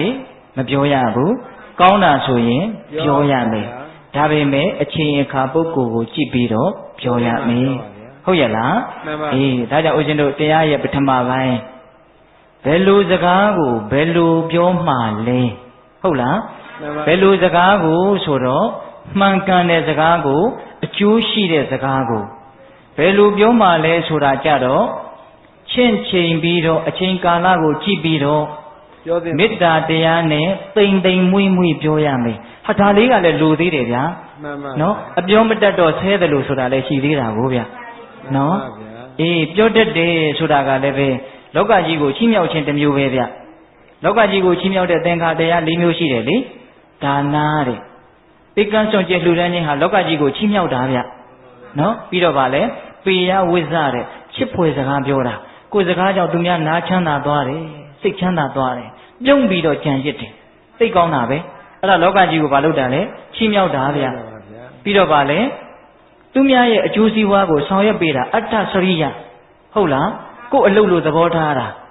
နော်သူများအလုပ်တွေကိုနော်ပြီးတော့ဗာလဲကိုယ်နဲ့ဓာန်တူထားတာတမာနတ္တတာဟုတ်လားဘယ်သူမှအဆင်တမ်းမခွဲခြားဘူးအလုံးလူသားတွေအတူတူထားတာအဲ့ဒီတော့ချစ်ဖွယ်စကားဆိုတာလည်းအရေးမကြီးဘူးလားအရေးကြီးတယ်နော်အဲ့တော့နူးညံ့တဲ့စကားကိုမေတ္တာလေးနဲ့ပြောရမယ်ဟုတ်လားဒါကြောင့်ပိဿပေါင်းသူတော်ကောင်းတို့စကားဘယ်လိုပြောမှလဲဆိုတာနဲ့ပတ်သက်ပြီးတော့ဦးဇင်းတို့ပြောမယ်ဆိုရင်ဒီနေ့ပညာလုံးပြောသွားလို့ရတယ်နော်ဒီတရားတစ်ပုဒ်အတွင်းမှာသို့တော့ဘယ်လိုစကားကိုဘယ်လိုနားထောင်ကြမလဲဆိုတဲ့အပိုင်းကလေးကိုလည်းပြောဖို့ကြံနေသေးတဲ့အတွက်ကြောင့်နော်ဘယ်လိုစကားကိုဘယ်လိုပြောမှလဲဆိုတဲ့အပိုင်းကိုဒီလောက်နဲ့တော်ရအောင်နော်မှန်ပါဗျာမှန်ကန်ပြီးတော့အကျိုးရှိတဲ့စကားကိုအချိန်အခါကြည့်ပြီးတော့မေတ္တာတရားနဲ့နူးညံ့သိမ်မွေ့စွာပြောဆိုတတ်ရမယ်ဒါဆိုရင်မလုံလောက်ဘူးလားလုံလောက်ပြီဟုတ်လား ဓာတ်ထက်ပူပြီးတော့ပေးသက်ပေါင်းသူတော်ကောင်းတို့ကကြိုးစားခြင်းနဲ့ဆိုရင်တော့သစ္စာ၄ပါးနဲ့ဆက်တဲ့စကားတွေကိုပြောတဲ့သစ္စာတန်ရုပ်မှာပြောထားတဲ့ဒါလေးနည်းနည်းလေးပြောအောင်မယ်ချစ်သားတို့တဲ့ဒီပြင်စကားတွေမပြောနဲ့ပြောခြင်းနဲ့ဆိုရင်သစ္စာနဲ့ဆက်တဲ့စကားကိုပြောပါတဲ့မြတ်စွာဘုရားကသစ္စာ၄ပါးနဲ့ဆက်တဲ့စကားပြောတတ်ဖို့တော့လိုတယ်ဘဝဟာဘာအနှစ်မှမရှိဘူးဒုက္ခတက်တက်ပဲလို့အဓိပ္ပာယ်ပေါက်အောင်ပြောတတ်ဖို့လိုတယ်တယောက်နဲ့တယောက်စကားပြောကြပြီဆိုလို့ရှိရင်ဩဘဝဟာအနှစ်မရှိပါဘူးအချီးနှီးပါပဲအကောင်းရလို့ဘာမှမရှိဘူးလို့အဲ့ဒီအဓိပ္ပာယ်မျိုးတက်ရအောင်တခြားသောဝါဒတွေသုံးပြီးတော့ပြောတတ်မယ်ဆိုရင်တော်တော်ကောင်းမယ်ဟောကိုကဓာတ်ရိုက်ကြီးပြောမယ်ဆိုရင်ကိုကိုတရားဟောနေတယ်လို့သူများကထင်းကုန်ပါလေတရားဟောတဲ့အခြေအနေမျိုးမှာတော့တရားလို့ဟောဖို့ဟုတ်လားဒါပေမဲ့တငယ်ချင်းချင်းစကားပြောတယ်ဟာလူငယ်တွေနဲ့စကားပြောတယ်ဆိုရင်အဲ့ဒီအဓိပ္ပာယ်လေးတက်ရအောင်ပြောတတ်ဖို့လိုတယ်ဒါဒုက္ခသစ္စာဟေးလောဘကြီးရင်တော့ဒုက္ခကြီးတာပဲဒီအဓိပ္ပာယ်လေးကိုတက်ရအောင်ပြောတတ်ရမယ်ပြောလဲပြောရမယ်ဒါလောကကြီးရဲ့အမှန်တရားဒီအမှန်တရားကိုကြွေးကြော်ရင်းရမယ်လူချင်းနေသမျှတော့ဆင်းရဲနေမှာပဲလို့ဒါပြောကိုပြောရမယ်ဒါမှန်တယ်နော်တခါကြီးများမှန်ပါဗျာလောဘတစ်ချက်သားရှိရင်ဆင်းရဲတစ်ချက်သားရှိတယ်ဆင်းရဲမှုအလုံးကိုဘယ်သူမှပေးတာမဟုတ်ဘူးလောဘကပေးတာမှန်ပါအဲ့ဒီအဓိပ္ပာယ်မျိုးသိရအောင်ပြောတတ်မယ်ဆိုရင်တော်တော်တာပဲနော်တခါကြီးများအေးလောဘချုပ်ခြင်းသည်ဒုက္ခချုပ်တယ်လို့တတိယနိရောဓသစ္စာကိုပြောတတ်ရမယ်လောကကြီးမှာတကယ်ငြိမ်းချမ်းတယ်ဆိုတာကလူကျင်မှုချုပ်မှဖြစ်တာပါကွာဟုတ်လားပြောတတ်ရမယ်နော်လူကျင်မှုကိုပရိအုပ်နိုင်မှဒေါသဒုက္ခဆိုတဲ့အရှိန်ကြီးကလည်းရပ်တန့်သွားတာလူကျင်မှုကိုမရပ်တန့်နိုင်သေးသည်မြဒုက္ခဆိုတာကိုလည်းရပ်တန့်လို့ရမှာမဟုတ်အဲ့တော့နိရောဓသစ္စာကိုလည်းပဲလောကီလိုလေးပြောနေတာနော်ဒကမကြီးများအေးနောက်သတုဋ္ဌသစ္စာဩတကယ်ချမ်းသာခြင်းရင်တော့ဘုရားရဲ့တရားကလွဲလို့တခြားနည်းလမ်းမရှိဘူးဒီအဓိပ္ပာယ်မျိုးပြောတတ်ရမယ်မဂ္ဂသစ္စာကိုမြတ်စွာဘုရားကတိတိကျကျဘယ်လိုဟောတာလဲဒုက္ခនិရောဓဂာမိနိပฏิပဒါအရိယသစ္စာအဲ့ဒါကိုဦးဇင်းတို့အတူတူပြောတော့ဘယ်လိုပြောလိုက်တာလဲမဂ္ဂသစ္စာလို့ပြောလိုက်တာနော်မြတ်စွာဘုရားတိတိကျကျပြောထားတာကဒုက္ခនិရောဓဂာမိနိပฏิပဒါအရိယသစ္စာ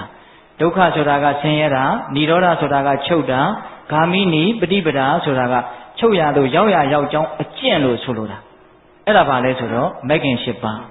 ဒုက္ခငြိမ်းမှုအတွက်ဒီတလမ်းပဲရှိတယ်ကျန်တဲ့လမ်းတွေကသွားလို့ဒီပန်းနိုင်ကိုမရောက်နိုင်ဘူးအဲ့ဒီအဓိပ္ပာယ်မျိုးကိုကြဲကြဲဝန်းဝန်းပြောတတ်ဖို့မလိုဘူးလားလိုတယ်နော်ဒါကြောင့်ပိဿပေါင်းသူတော်ကောင်းတို့အစစ်မျက်နာကိုပြောချင်တယ်ဆိုရင်တော့သစ္စာ၄ပါးနဲ့ဆက်တဲ့စကားကိုပြောပါလို့မြတ်စွာဘုရားကတိုက်တွန်းတယ်အဲ့ဒါဒီငြိမ်းချမ်းကြောင်းဖြစ်တဲ့တန်တရားဝတ်ကလွတ်ကြောင်းဖြစ်တယ်ပြောတဲ့လူအတွက်လည်းအတိုင်းအဆမရှိအကျိုးရှိတယ်နားထောင်တဲ့လူအတွက်လည်းပဲအတိုင်းအဆမရှိအကျိုးရှိတယ်ဒါကြောင့်ဦးဇင်းတို့ဒါလေးကိုတရားပထမပိုင်းရဲ့ဏိဂုံးချုပ်လေးပေါ့နော်ဘယ်လိုစကားကိုဘယ်လိုပြောမှလဲဟုတ်လားသစ္စာစကားကိုသူ့ရဲ့အကျိုးကိုယ့်ရဲ့အကျိုးကိုမြှုပ်ကိုပြီးတော့ပြောပါဟုတ်ရလားအေးနောက်တရားရဲ့ဒုတိယပိုင်းသွားကြအောင်စို့ဟုတ်လားဘယ်လိုစကားကိုဘယ်လိုနားထောင်မှလဲစကားသံတွေကနားထဲမှာရောက်လာတာတွေအများကြီးမရှိဘူးလားရှိပါရဲ့ဗျာနေတိုင်းကြားနေရတာတချို့ဆိုကြားရလွန်းလို့စိတ်ပြက်တယ်လို့ပြောတဲ့လူတွေလည်းအများကြီးရှိတယ်ဟုတ်တယ်ပြက်မယ်ဆိုလည်းပြက်စီဟာတခါတလေအာနာမှုနဲ့ညနေချင်းဆိုင်ပြီးတော့နားလာထောင်းနေရတာစိတ်ကတိပြင်းနေရရောက်တယ်ခံစားဘူးလားခံစားပါဗျာလုံးဝစိတ်မဝင်စားတော့ဘူးတစ်ဖက်ကလည်းအတင်းပြောနေတာပဲအလိုက်မသိကိုယ်ကလည်းပဲနားမထောင်ရင်အလိုက်မသိရရောက်မှဆိုလို့သူစိတ်ဆင်းရဲမှဆိုလို့ဟန်လုတ်ပြီးတော့မလုပ်နေရတာနားထောင်နေရတာပြောနေတဲ့စကားတွေကလည်းသူကောင်းကြောင်းနေကြီးပဲဟုတ်လားပြီးတော့သူများမကောင်းကြောင်းနေကြီးပဲမှန်ပါဗျာလူတွေပြောတဲ့စကားဟာများသောအားဖြင့်အဲ့ဓာတွေများတယ်ဗျမှန်ပါမြတ်စွာဘုရားဟောထားတယ်ဗျာနှုတ်ကိုကြည့်ပြီးတော့လူယုံမှာသူတော်ကောင်းလို့ခွဲတဲ့နေရှိတယ်တဲ့မှန်ပါဗျာဒကမကြီးတွေအဲ့ဒီနေလေးရပြန်လားနှုတ်ကိုကြည့်ပြီးတော့သူယုံလားသူကောင်းလားလို့သိအောင်လုပ်တဲ့နေရှိတယ်တဲ့သူများကိုဝေဖန်ဖို့မဟုတ်ဘူးကိုယ်နှုတ်ကလေးကိုကြည့်ပြီးတော့ဝေဖန်ဖို့ပြောကြည့်ရအောင်လောကမှာတဲ့ရုပ်တဲ့လူတွေဟာစကားလုံးကနည်းနည်းတော့ယဉ်ပြီးတယ်ဗျာဟုတ်လား။ကဲမကောင်းတဲ့လူတွေဟာလို့ပဲပြောကြပါစို့ဟုတ်လား။မကောင်းတဲ့လူတွေဟာတဲ့စကားပြောလို့ရှိရင်ကိုကောင်းကြောင်းကြီးပြောတယ်တဲ့ ကိုကောင်းကြောင်းကိုသူများမမေးဘဲနဲ့ပြောတာတဲ့မေးရင်တော့အခြေကြီးပြောတာတဲ့မစိုးနိုင်တော့ဘူးကိုကောင်းကြောင်းနဲ့ကိုအတိုင်းဝိုင်းကောင်းကြောင်းပေါ့ဗျာကိုသားသမီးကိုမြေကိုဆွေမျိုးကိုကောင်းတာဆိုရင်တော့အကုန်ပြောတာပဲဟုတ်လားဒီအဲ့ဒါသူရုပ်ရဲ့လက္ခဏာတစ်မျိုးကိုမကောင်းကြောင်းကိုမမေးရင်တခုမှမပြောဘူးမေးရင်တော့မှမပြောခြင်းနဲ့နည်းနည်းပဲပြောတယ်တဲ့ကိုမကောင်းကြောင်းကြတော့ဟုတ်လားနောက်သူများမကောင်းကြောင်းကိုမမေးဘဲနဲ့ပြောနေတာမေးမယ်ဆိုရင်တော့အဲ့ဒါအကျေဝိထာရချက်ပြီးတော့မဆုံးအောင်နားထောင်ပြီးတော့ဟုတ်လားသူများကောင်းကြောင်းကိုမေးတောင်သူသိမပြောနိုင်ဘူးဟုတ်မမေးရင်မပြောဘူးမေးမှနည်းနည်းပဲပြောတယ်သူများကောင်းကြောင်းမပြောနိုင်ဘူးအဲ့တော့အဲ့ဒါသူရုပ်ရဲ့လက္ခဏာတဲ့ဟုတ်လားကိုကောင်းကြောင်းကိုမမေးဘဲနဲ့ပြောတယ်မေးရင်တော့ဆိုဝဲမရှိကိုမကောင်းကြောင်းကိုမမေးရင်မပြောဘူးမေးမှနည်းနည်းဟုတ်လားသူများမကောင်းကြောင်းကိုမမေးဘဲနဲ့ပြောရင်မေးရင်အကျယ်ကြီးပြောတယ်သူများကောင်းကြောင်းကိုမမေးရင်မပြောဘူးမေးရင်နည်းနည်းပဲပြောတယ်အဲ့ဒါပါလေသူရုပ်ရဲ့လက္ခဏာသူကောင်းရဲ့လက္ခဏာကြတော့အဲ့ဒါနဲ့ပြောင်းပြန်ကိုမကောင်းတာကိုမမေးဘဲနဲ့ပြောတယ်မေးလာရင်အကျယ်ကြီးပြောနိုင်တယ်ကိုကောင်းတာကိုမမေးရင်တခွန်းမှမပြောဘူးမေးလာတော့မှလက်ကားမှာကွာကိုကစိုင်ကိုလို့ခြုံမော်ရောက်တာပါရှော့ချတယ်ကိုကောင်းတာကိုမပြောခြင်းဘူးဟုတ်လားကိုကောင်းတာကိုအကျယ်ဝိဒါရချက်ပြီးတော့ပြောနေသေးသမျှသူကောင်းရဲ့အဆင့်ကိုမတက်နိုင်သေးဘူးဟုတ်လားဟုတ်တယ်အဲ့ဒီစကားလေးကိုဦးဇင်းကစစ်ပေါက်စဉ်းစားကြည့်တယ်ဘုရားပြောသမျှအကုန်အမှန်ကြီးပဲဘယ်လိုစိတ်နဲ့ပြောတာလဲကိုကောင်းတာကိုပြောခြင်းနေသမျှအဲ့ဒီစိတ်ဟာကောင်းကိုမကောင်းဘူးကိုမကောင်းတာကိုဖုံးထားခြင်းသေးသမျှအဲ့ဒီစိတ်ဟာကောင်းကိုမကောင်းဘူးသူများမကောင်းတာကိုပြောနေခြင်းသေးသမျှအဲ့ဒီစိတ်ကောင်းကိုမကောင်းဘူးနော်သူကောင်းဆိုတာဒါကြောင့်သူများမကောင်းတာကိုမပြောခြင်းဘူးတနာတယ်နားလေတယ်မကောင်းတာဟာသဘာဝပဲလို့နားလေတယ်သူများကိုအပုတ်မချခြင်းဘူးဟုတ်လားသူများကောင်းတာကိုပြောနိုင်တယ်မုဒိတာဖြစ်နိုင်တယ်မလွယ်ဘူးဒကမာကြီးတွေတရားကလည်းမလွယ်ဘူးနဲ့ပဲဆုံးသွားတယ်ဗျာအားမရှိလိုက်တာဟုတ်လားဘာဖြစ်လို့ဆိုဦးဇင်းတို့လည်းဒီတိုင်းနေနော်တတိနဲ့အုပ်နေရတယ်ဟုတ်လားပြောလိုက်ရင်သူများမကောင်းကြောင်းကြီးပဲနည်းနည်းလေတဲ့လူကတွေ့ဝိုက်ပြီးတော့ပြောတာအားတဲ့လူကတဲ့ရိုးပြောတာဟုတ်လားကိုကောင်းကြောင်းကိုလည်းအဲ့ဒီတိုင်းပဲအဲ့ဒါအရင်တဲ့ရိုးပြောတာအဲ့တော့ဦးဇင်းကစကားပြောရင်နည်းနည်းလေးကိုချင်းစာကြပါလို့တောင်ပြောခြင်းတယ်သူများကသူတို့ကောင်းတဲ့အကြောင်းတွေပြောနေနားထောင်ရင်လားဒီကမကြီးတွေနားထောင်ခြင်းလားအဲ့ဒီလူတွေကသူတို့ကောင်းကြောင်းသူသားသမီးတွေနိုင်ငံခြားမှာဘလို့တွေပညာတွေသင်ပြီးတော့ဘလို့တွေဟာပြောနေဆိုနားထောင်ခြင်းလားထောင်ခြင်းသလားမထောင်ခြင်းဘူးဗျသူများကောင်းတာကိုနားမထောင်ခြင်းတာပုထုသင်ရဲ့သဘာဝဟုတ်လားအဲ့ဒါကိုပဲအိတ်တာလို့ခေါ်တာမဟုတ်လားအိတ်တာဆိုတာသူများကောင်းတာကိုကြားကိုမကြားခြင်းတာမနာလိုဘူးဆိုတာအဲ့ဒါကိုပြောတာနာတာဆိုတာဘယ်ကနာတာနာကနာတာအခုတရားနာနေတာဘယ်ကနာနေတာအေးအဲ့ဒါဗမာစကားမနာလိုဘူးနားမထောင်လိုဘူးကောင်းတာဆိုကြားကိုမကြားခြင်းဘူးအဲ့ဒါပုထုဇဉ်ရဲ့ပင်ကိုသဘောအဲ့တော့ကိုကောင်းတာကိုသူများသွားပြောရင်အဲ့ဒါမုန်းစေးစားတော့တာပဲသူများမုန်းအောင်လုပ်တာနော်ဒါကြောင့်တရားလေးတွေကလိုက်နာရင်တော်တော်ကောင်းတယ်သိလားအဲ့ဒါကိုကောင်းကြောင်းမပြောရင်သူများချစ်လိမ့်မယ်ဗျာသိကြတယ်ဗျာနော်တခါယူမိုင်းများ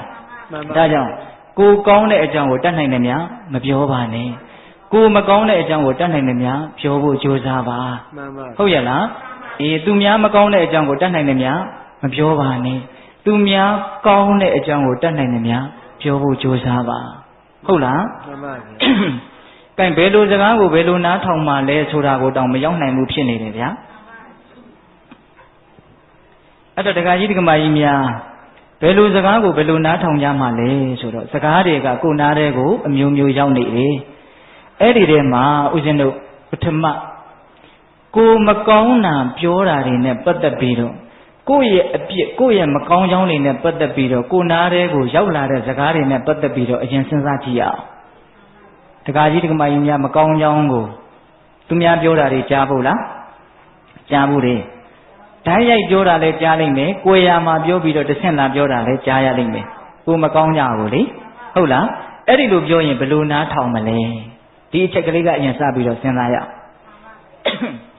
ကိုမကောင်းကြောင်းကိုပတ်ဝန်းကျင်ကပြောလာပြီဆိုရင်စဉ်းစားလိုက်သူတို့ပြောတာဟုတ်သလားမဟုတ်ဘူးလားသူတို့ပြောနေတဲ့မကောင်းကြောင်းတွေကဟုတ်သလားမဟုတ်ဘူးလားလို့စဉ်းစားဟုတ်ချင်လဲဟုတ်မယ်မဟုတ်ချင်လဲမဟုတ်ဘူးဟုတ်နေတယ်ဆိုရင်တော့အဲ့ဒါပြင်ဖို့ကြိုးစားရတော့မယ်နော်တခါကြီးများ မခံမြင်ရဘူးနော်သူများမကောင်းကြောင်းပြောတာကိုသူတို့ပြောတဲ့အတိုင်းငါမှဟုတ်မြတ်နေသလားလို့စဉ်းစားဟုတ်တယ်ဆိုရင်ဘာလုပ်ရမလဲပြင်ရမယ်မဟုတ်ဘူးဆိုတာလည်းရှိနိုင်တယ်မဟုတ်ဘဲနဲ့မုန်းလို့ပြောတာလည်းရှိလိမ့်မယ်အဲ့ဒီမဟုတ်ဘူးဆိုရင်တော့ဘယ်နဲ့လုပ်မလဲတီးခံဖို့ကြိုးစားရမယ်မှန်ပါနော်ဒါကြောင့်မကောင်းတဲ့စကားတွေအပြစ်တွေနဲ့ပတ်သက်လာရင်ဟုတ်ရင်ပြင်ရမယ်မဟုတ်ရင်တီးခံရမယ်ပိဋကပြောကြည့်စမ်းပါဟုတ်ရင်ပြင်ရမယ်မဟုတ်ရင်တီးခံရမယ်အဲ့ဒီစကားနဲ့ပတ်သက်ပြီးတော့အကောင်းဆုံးနားထောင်နေပဲမှန်ပါဟုတ်လို့ရှိရင်ပြင်ရမယ်ဦးဇင်းတို့မြတ်စွာဘုရားလက်ထက်ကရာဓဆိုတဲ့ယဟန်အိုကြီးတစ်ပါးရှိတယ်အသက်ကြီးမှယဟန်ပြုတာသူယဟန်ပြုတော့သူ့ကိုဘယ်သူကမှယဟန်ပြုမပေးခြင်းဘူးဘယ်ယဟန်ကမှပြုမပေးခြင်းဘူးအဲ့ဒီမှာမြတ်စွာဘုရားကယဟန်တော်တွေကိုဒီပုံနာကြီးရဲ့ကျေးဇူးတရားတွေမင်းတို့အပေါ်မှာမရှိကြဘူးလားအဲ့ဒီမှာရှင်သာရိပုတ္တရာကိုတော်မြတ်ကြီးကကျေးဇူးသိတာဆိုတော့မှန်လားပါဗျာတပည့်တော်အပေါ်မှာဆွန်းတဆွန်းလောင်းမှုတဲ့ကျေးဇူးရှိပါတယ်ဒါကြောင့်တပည့်တော်ဒီပုံနာအိုကြီးကိုယဟန်ပြုပေးလိုက်ပါမယ်အဲ့ဒီမှာယဟန်ပြုပေးကြီးမှယဟန်ဖြစ်တာဆိုတော့ဘာမှပြောကောင်းမှမဟုတ်ဘူးလို့ထင်တရားရှိတယ်သို့တော်တခြားတွေဗျာပြောလို့အင်မတန်ကောင်းတယ်ငါစာလဲသင်နိုင်တော့တာမဟုတ်ဘူးငါကိုမသိတော်တာတွေကိုပြောသမျှငါအကုန်ပြင်မယ်ဟိုယဟန်ကဒီလိုပြောရင်ဒီလိုပြင်လိုက်တယ်ပြောသမျှအကုန်ပြင်တာအဲ့ဒါရက်ပိုင်းအတွင်းအဲ့ဒီရာဓယဟန်ကြီးဟာယဟန်နာဖြစ်တယ်မှန်ပါဗျာသူမဟုတ်တာတွေကိုပြောတာနော်ယဟန်ကြီးဒီလိုမဝင်းနဲ့ဒီလိုမပြောနဲ့ဓာတ်ရိုက်ပြောတာနော်ဓာတ်ရိုက်ပြောတာဆိုရင်လူတွေဟာခံနိုင်ခဲ့တယ်နော်ပြီးမှလာကျေးဇူးတင်ရင်တင်မယ်ကြားကားတော့ထောင်းဝင်တဲ့ဒေါသထသွားမယ်ကိုယ့်အတ္တကိုလာထိတာကိုဗျဟုတ်လားအဲ့တော့အဲ့ဒီယာကမထေကတော့ခံနိုင်တယ်မဟုတ်ဘူးမဟုတ်လို့ပြောတာငါပြင်မယ်အဲ့ဒီလိုပြင်လိုက်တော့2ရက်3ရက်အတွင်းဘာဖြစ်တယ်ယဟန္တာဖြစ်တယ်အဲ့ဒီမှာမြတ်စွာဘုရားကဂါထာလေးတစ်ပုဒ်ဟောတယ်နေဒီနံဝဘဝတာရံယံပတ္တိဝဇ္ဇတတ္တိနံနေကရှဝါရိမေရာဝီတာတိတံပန္တိတံပစီတာတိတံပဇမာနတ္တတေယောဟောတိနပါပိယောအဓိပ္ပာယ်ကဘာလဲဆိုတော့ကိုယ့်ရဲ့အပြစ်တွေကိုမကောင်းကြောင်းတွေကိုရှေ့တင်ပြောဆိုနေတဲ့ပုဂ္ဂိုလ်ကိုယ့်ကိုနှိပ်စက်ပြီးတော့ပြောဆိုတဲ့ပုဂ္ဂိုလ်နော်ကိုမကောင်းတာပြောတယ်ဆိုမှတော့ကိုဆင်းရဲပြီလေဟန်ဆောင်ပြီးတော့ရပါတယ်လို့ပြုံးတာနေလဲရတာစိတ်ထဲကတော့သိပ်ပြီးတော့မချိလှဘူးဒါဥစဉ်တို့လည်းဒီတိုင်းပဲဒကာကြီးဒီမကြီးများလည်းဒီတိုင်းပဲဖြစ်ပါလိမ့်မယ်ဒါကြောင့်ကိုမကောင်းတာကိုပြောတယ်ဆိုရင်အဲ့ဒါနှိပ်စက်ပြီးတော့တစ်ဖက်ကဘာလုပ်နေတာလဲပြောနေတာအပြစ်ကိုပြပြီးတော့အဲ့ဒါလိုနှိပ်စက်ပြီးတော့ပြောတဲ့အမျှော်မြင်ရှိတဲ့ပညာရှိကိုတဲ့မြေအိုးထဲမှာပိုင်ရှင်မရှိတဲ့ရွှေအိုးတွေကိုဖော်ပြတယ်လို့မျိုးရွှေအိုးကိုညွန်ပြတဲ့လူလို့သဘောထားရမယ်တဲ့မှန်ပါဗျာတစုံတယောက်သောပုဂ္ဂိုလ်ကဟေးဟိုနားမှာပိုင်ရှင်မရှိတဲ့ရွှေအိုးကြီးရှိတယ်သွားယူကြပါလားဆိုရင်ဘယ်လိုလုပ်မှလဲတောက်လျှောက်သွားယူမယ်အဲ့ဒီလူကိုရှ िख ိုးကျင်တောင်ရှ िख ိုးသွားလိုက်အောင်မယ်ဟင်ဒကမာကြီးများမှန်ပါဗျာအေးကိုယ့်ရဲ့အပြစ်ကိုနှိပ်စက်ပြီးတော့နှိပ်ကွပ်ပြီးတော့နာနာကျင်ကျင်အပြစ်မြင်တိုင်းဝမ်းလွှဲမသူဟုတ်တိုင်းဆိုတတ်တဲ့ဆရာရဲ့ဂုဏ်ကျေးဇူးတသိတ္တိတနဲ့ပြည့်စုံတဲ့မိတ်ဆွေသို့မဟုတ်ပညာရှိတယောက်ကိုတွေ့ရတဲ့ဆိုရင်ရွှေအိုးကိုညွှန်ပြတဲ့လူလိုသဘောထားရမယ်အဲ့ဒီလိုမျိုးနားထောင်တတ်ရမယ်မှန်ပါဗျာတာရိတံပဇာမာနတပေယောဟောတိနပါပိယောတာရိတံထိုကဲ့သို့သောပညာရှိကိုပဇာမာနတချင့်ကပ်သောပုဂ္ဂိုလ်အားတေယောဟောတိနပါပိယောမြတ်တယ်ဆိုတာသာဖြစ်နိုင်တယ်ရှုံးတယ်ဆိုတာမဖြစ်နိုင်ဘူး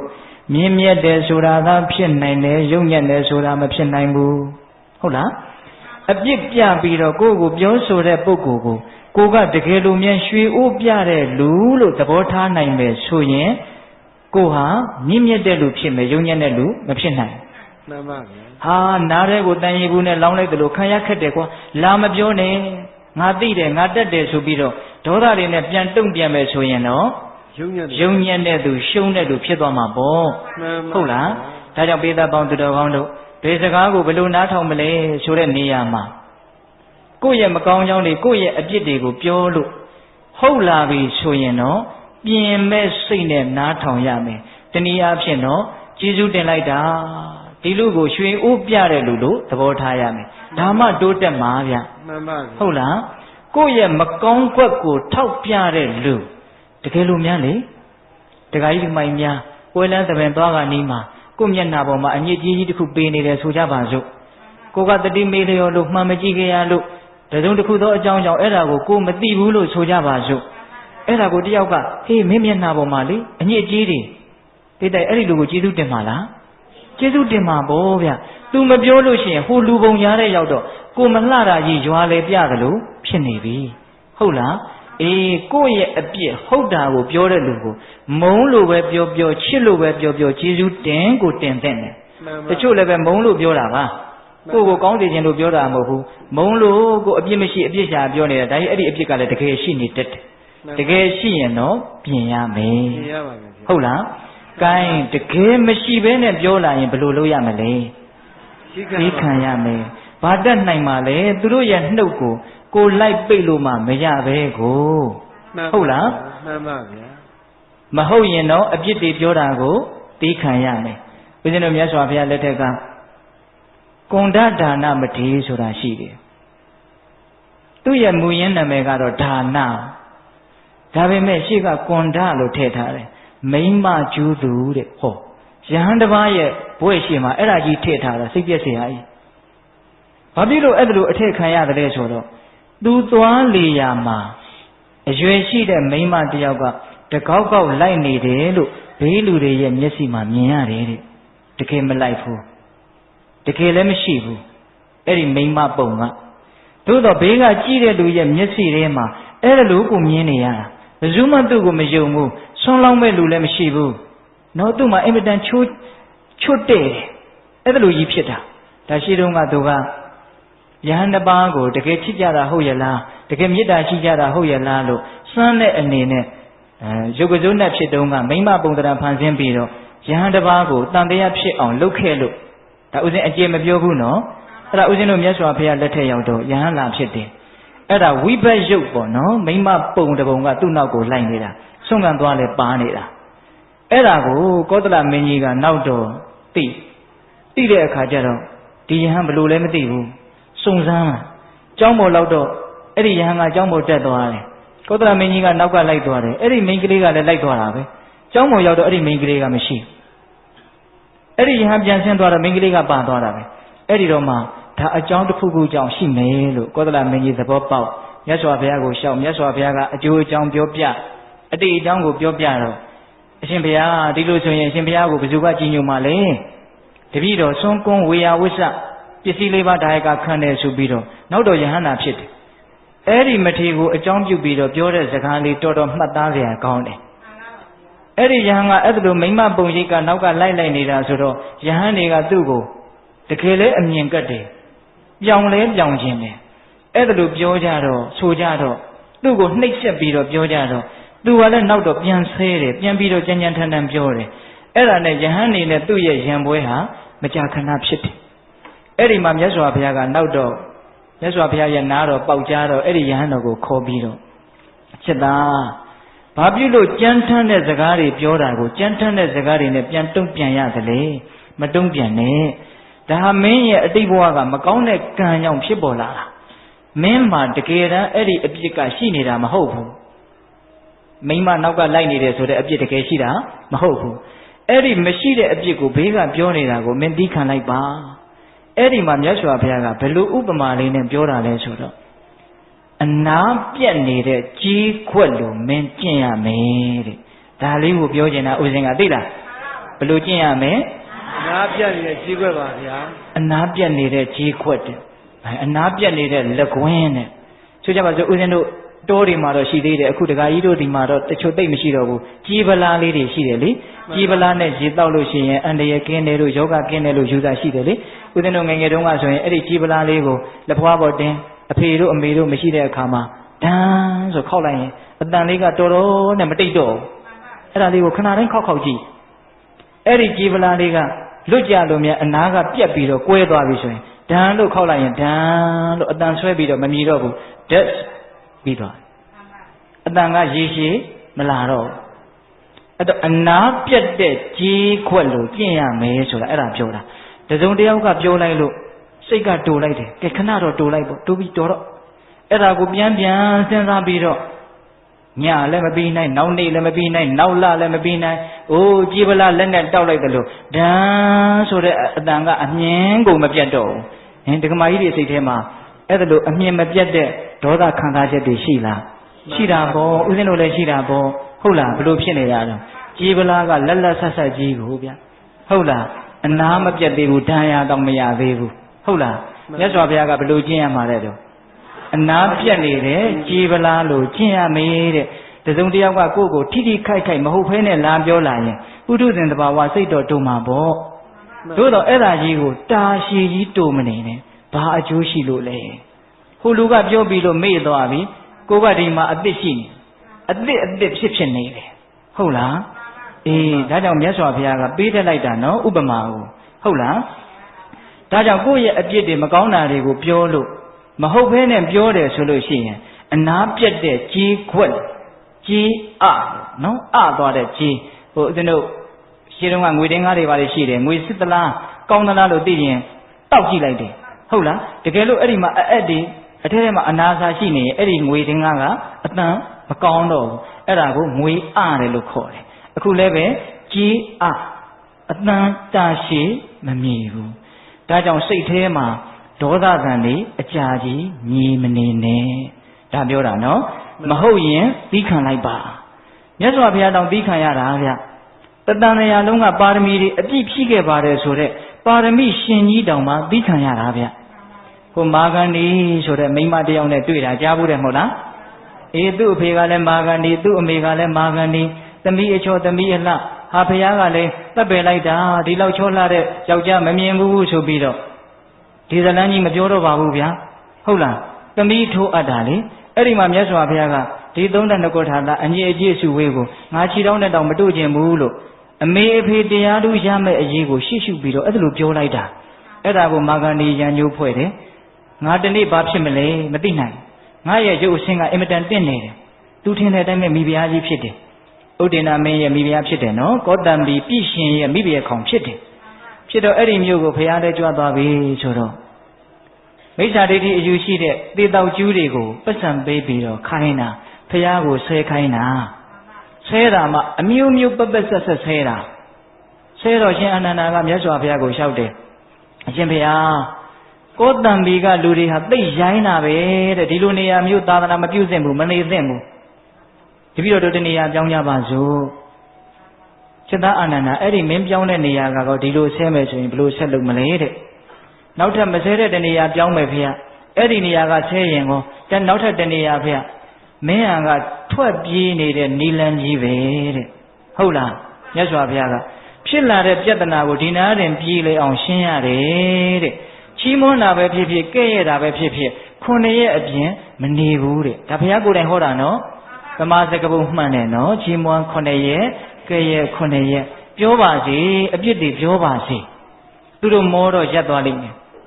ဟုတ်လားသူတို့ပြောတာကိုကိုကမခံရင်ဖြစ်နေမှသူတို့ကအဲ့ဒါအရသာရှိပြီးတော့ဆက်ပြောနေမှာဗျာမခံရင်တဲ့ကလေးဆိုပို့စတယ်မဟုတ်လားဒကမာကြီးများအေးအဲ့ဒါလိုမျိုးနော်အဲ့ဒီမှာမြတ်စွာဘုရားကယဟန်တော်တွေကိုဟောတာ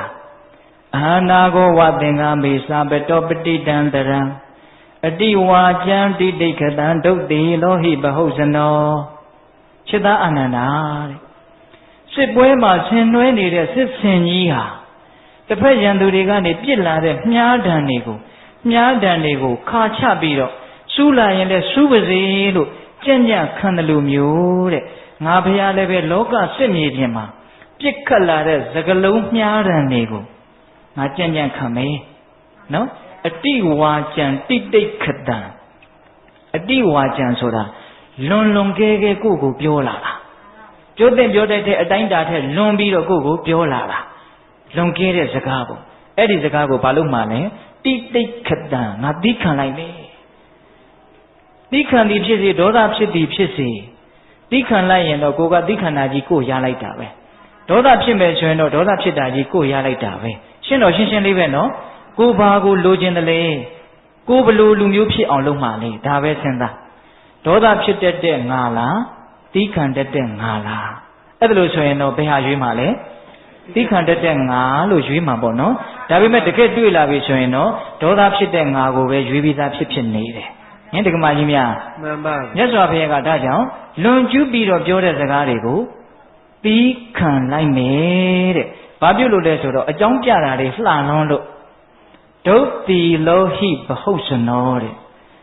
လောကမှာရှိတဲ့လူအများစုတွေဟာမဆောင်စည်းကြတဲ့သီလမဲ့တဲ့လူတွေကြီးများတယ်တဲ့ကဲဟင်ဒကမာကြီးများကိုယ့်ရဲ့နှုတ်ကိုမဆောင်တဲ့လူကိုယ့်ရဲ့လက်ကိုမဆောင်တဲ့လူတွေပဲများတဲ့ဟုတ်လားဒါကြောင့်ဘဝဆိုတာစူးကြားမှာတီးရတဲ့ဘူးသီးလိုပဲတခါတလေဟိုလိုလှုပ်လဲအပြစ်မလွတ်ဒီလိုလှုပ်လဲအပြစ်မလွတ်ဟုတ်လားအဲ့ဒီတော့ကံပြောခြင်းဟာပြောပါစေလို့ဒီလိုထားရမယ့်အခြေအနေမျိုးတွေအများကြီးရှိလာတယ်နော်တခါယူမိုက်များဒါကြောင့်ကိုမကောင်းတာတွေပြောပြီးအပြစ်တွေပြောလာပြီဆိုရင်မဟုတ်ရင်ဘာလုပ်ရမလဲသီးခံရမယ်ဟုတ်ရင်တော့ဘာလုပ်ရမလဲပြင်ရပါမယ်ပြင်ရမယ်ဒါကမကောင်းတဲ့စကားတွေနဲ့ပတ်သက်ပြီးတော့ဟုတ်လားမှန်ပါကဲကိုနားတဲ့ကိုကောင်းတဲ့စကားတွေနဲ့ပတ်သက်ပြီးတော့လေရောက်လာဦးမှာပဲဟုတ်လားကိုမျက်နှိုးတဲ့လူတွေချစ်တဲ့လူတွေရှိမှာပဲလေကိုကလည်းပဲကောင်းတဲ့လောက်လည်းကောင်းမှာပဲလေအဲ့ဒီလိုကိုယ့်ရဲ့ကောင်းတာတွေကိုလည်းပြောလိမ့်မယ်အဲ့ဒါတွေကလည်းကိုယ်ရာပြောတာရှိမယ်ရှေ့တင်ပြောတာရှိမယ်ဟုတ်လားအဲ့ဒီကောင်းတာတွေကလည်းဟုတ်တာလည်းရှိခြင်းရှိမယ်မဟုတ်ဘဲနဲ့မြှောက်ပြီးတော့ပြောတာလည်းရှိခြင်းရှိမယ်ဘယ်လိုပဲပြောကောင်းတာတွေပြောပြီးဆိုရင်တော့အဲ့ဒီစကားသံနောက်ကိုရင်မှုပြီးတော့လိုက်မသွားဘူးလိုတယ်ဟင်ဒကမာကြီးများမကောင်းတာတွေကိုမဟုတ်ဘဲနဲ့မြှောက်ပြောတာဆိုရင်တော့နားကိုထောင်းမနေနဲ့ဒါပေမဲ့လူတွေကလည်းခက်တော့ခက်ကြီးဗျာကောင်းတာပြောရင်တော့မဟုတ်လည်းပဲနားအရသာခံပြီးတော့နေနေတာပဲဒါကြောင့်မို့လို့အဲ့ဒီနီလန်းကြီးကဘယ်တော့မှတိမ်ခေါ်မှမဟုတ်ဘူးမြှောက်တာလူတိုင်းကြိုက်တာပေါ့ဆိုတာတကယ်လဲကြိုက်တယ်ဦးဇင်းတို့လည်းကြိုက်တယ်ဒကာကြီးဒကမကြီးများလည်းကြိုက်တယ်ဒါကတော့ဦးဇင်းကသဘောတူလားလို့ကိုမေးမနေတော့ဘူးတေချာပေါက်ကိုသိတယ်မြှောက်တာမကြိုက်တဲ့လူတယောက်မှမရှိဘူးလို့ကိုပြောလိုက်ခြင်းသေးတယ်ပုထုဇဉ်တွေထဲမှာဆိုရင်တော့မှန်ပါဟုတ်လားဒါကြောင့်ကိုကောင်းတာကိုပြောတယ်ဆိုရင်မဟုတ်ရင်တော့မဟုတ်ဘူးလို့ပြောလိုက်ပါဒါကြီးကိုရတာခမ်းမနေပါနဲ့ဟုတ်လားကိုကောင်းတာကိုဟုတ်နေအောင်တောင်မှရစ်မှုပြီးတော့မနေပါနဲ့ဟုတ်လားအေးဒါကကိုနဲ့ဓာတ်ရိုက်ပတ်သက်တဲ့ကောင်းမကောင်းစကားတွေဟုတ်လားစကားတွေကနှစ်မျိုးပဲရှိတာနော်ကိုအကြောင်းကကောင်းတာရဲ့မကောင်းတာရဲ့အဲ့ဒါကိုလည်းပဲနောက်ထပ်ပြီးတော့ခွဲလိုက်ပါဦးကောင်းတာကလည်းဟုတ်တာလည်းပါမယ်မဟုတ်တာလည်းပါမယ်၄မျိုးဖြစ်သွားပြီဗျမကောင်းတာကလည်းဟုတ်တာလည်းပါမယ်မဟုတ်တာလည်းပါမယ်အဲ့ဒီကောင်းမကောင်းဟုတ်မဟုတ်ဆိုတာတွေကိုရှေ့တင်ပြောတာရှိမယ်ကိုယ်ရပြောတာရှိမယ်ဟောစကားတွေကိုအများကြီးပြသွားတယ်နော်ကဲဒါကကိုယ်နဲ့ပတ်သက်တဲ့ဓာတ်ရဲ့အကြောင်းပေါ့နောက်ကိုယ်နဲ့သိမ့်မပတ်သက်ဖဲနဲ့ကဲစကားတွေကြံသေးတယ်ဗျာဒကမာကြီးများအချိန်လည်းနည်းနည်းကြံသေးတယ်ပြောဦးမယ်နော်ကိုယ်နဲ့မပတ်သက်တဲ့အကြောင်းတွေဟုတ်လားဟင်မရေတွက်နိုင်လောက်အောင်များတယ်အနုပညာနဲ့ပတ်သက်လို့အာကစားနဲ့ပတ်သက်လို့နိုင်ငံရေးနဲ့ပတ်သက်လို့တဘာဝဘေးဒဏ်တွေနဲ့ပတ်သက်လို့ဟင်ဒကမာကြီးများကြားနေတာတွေမရှိဘူးလားရှိတယ်စကားတွေမှအများကြီးကြားနေတာနော်အဲ့တော့အဲ့ဒီစကားတွေတဲကိုလည်းပဲတူရာခွဲကြည့်ရနော်ကိုယ်နဲ့မပတ်သက်တဲ့တိတ်မပတ်သက်တဲ့စကားကိုယ်အကြောင်းမဟုတ်တာပေါ့လေအဲ့ဒါဘာလဲဆိုတော့ကိုယ်အကြောင်းလို့လည်းပြောမယ်ဆိုတော့ပြောလို့ရတာပေါ့လေ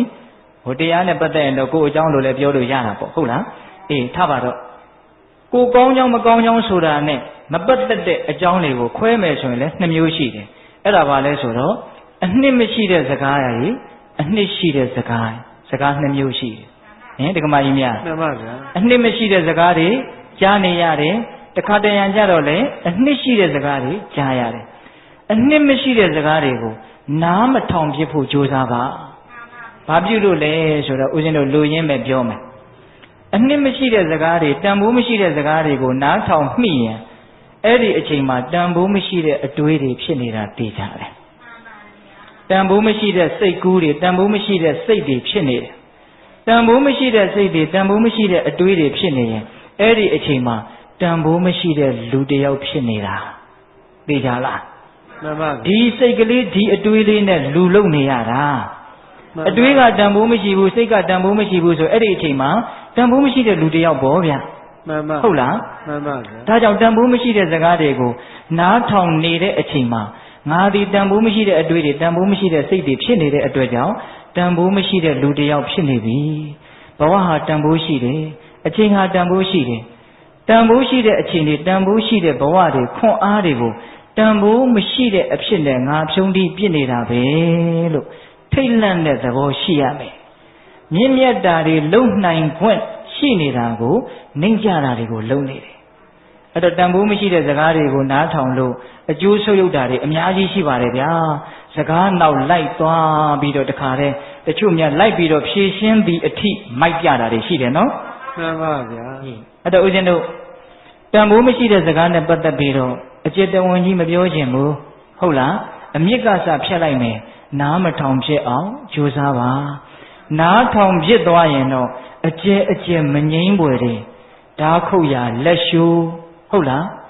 နော်ဓာခုတ်ရလက်ရှူမိတတ်တယ်နော်စကားတွေနားထောင်ပြီးတော့ကိုယ်နဲ့ဘာမှဆိုင်ကြမဆိုင်သူများအမှုတွေတဲ့ဝင်ပါ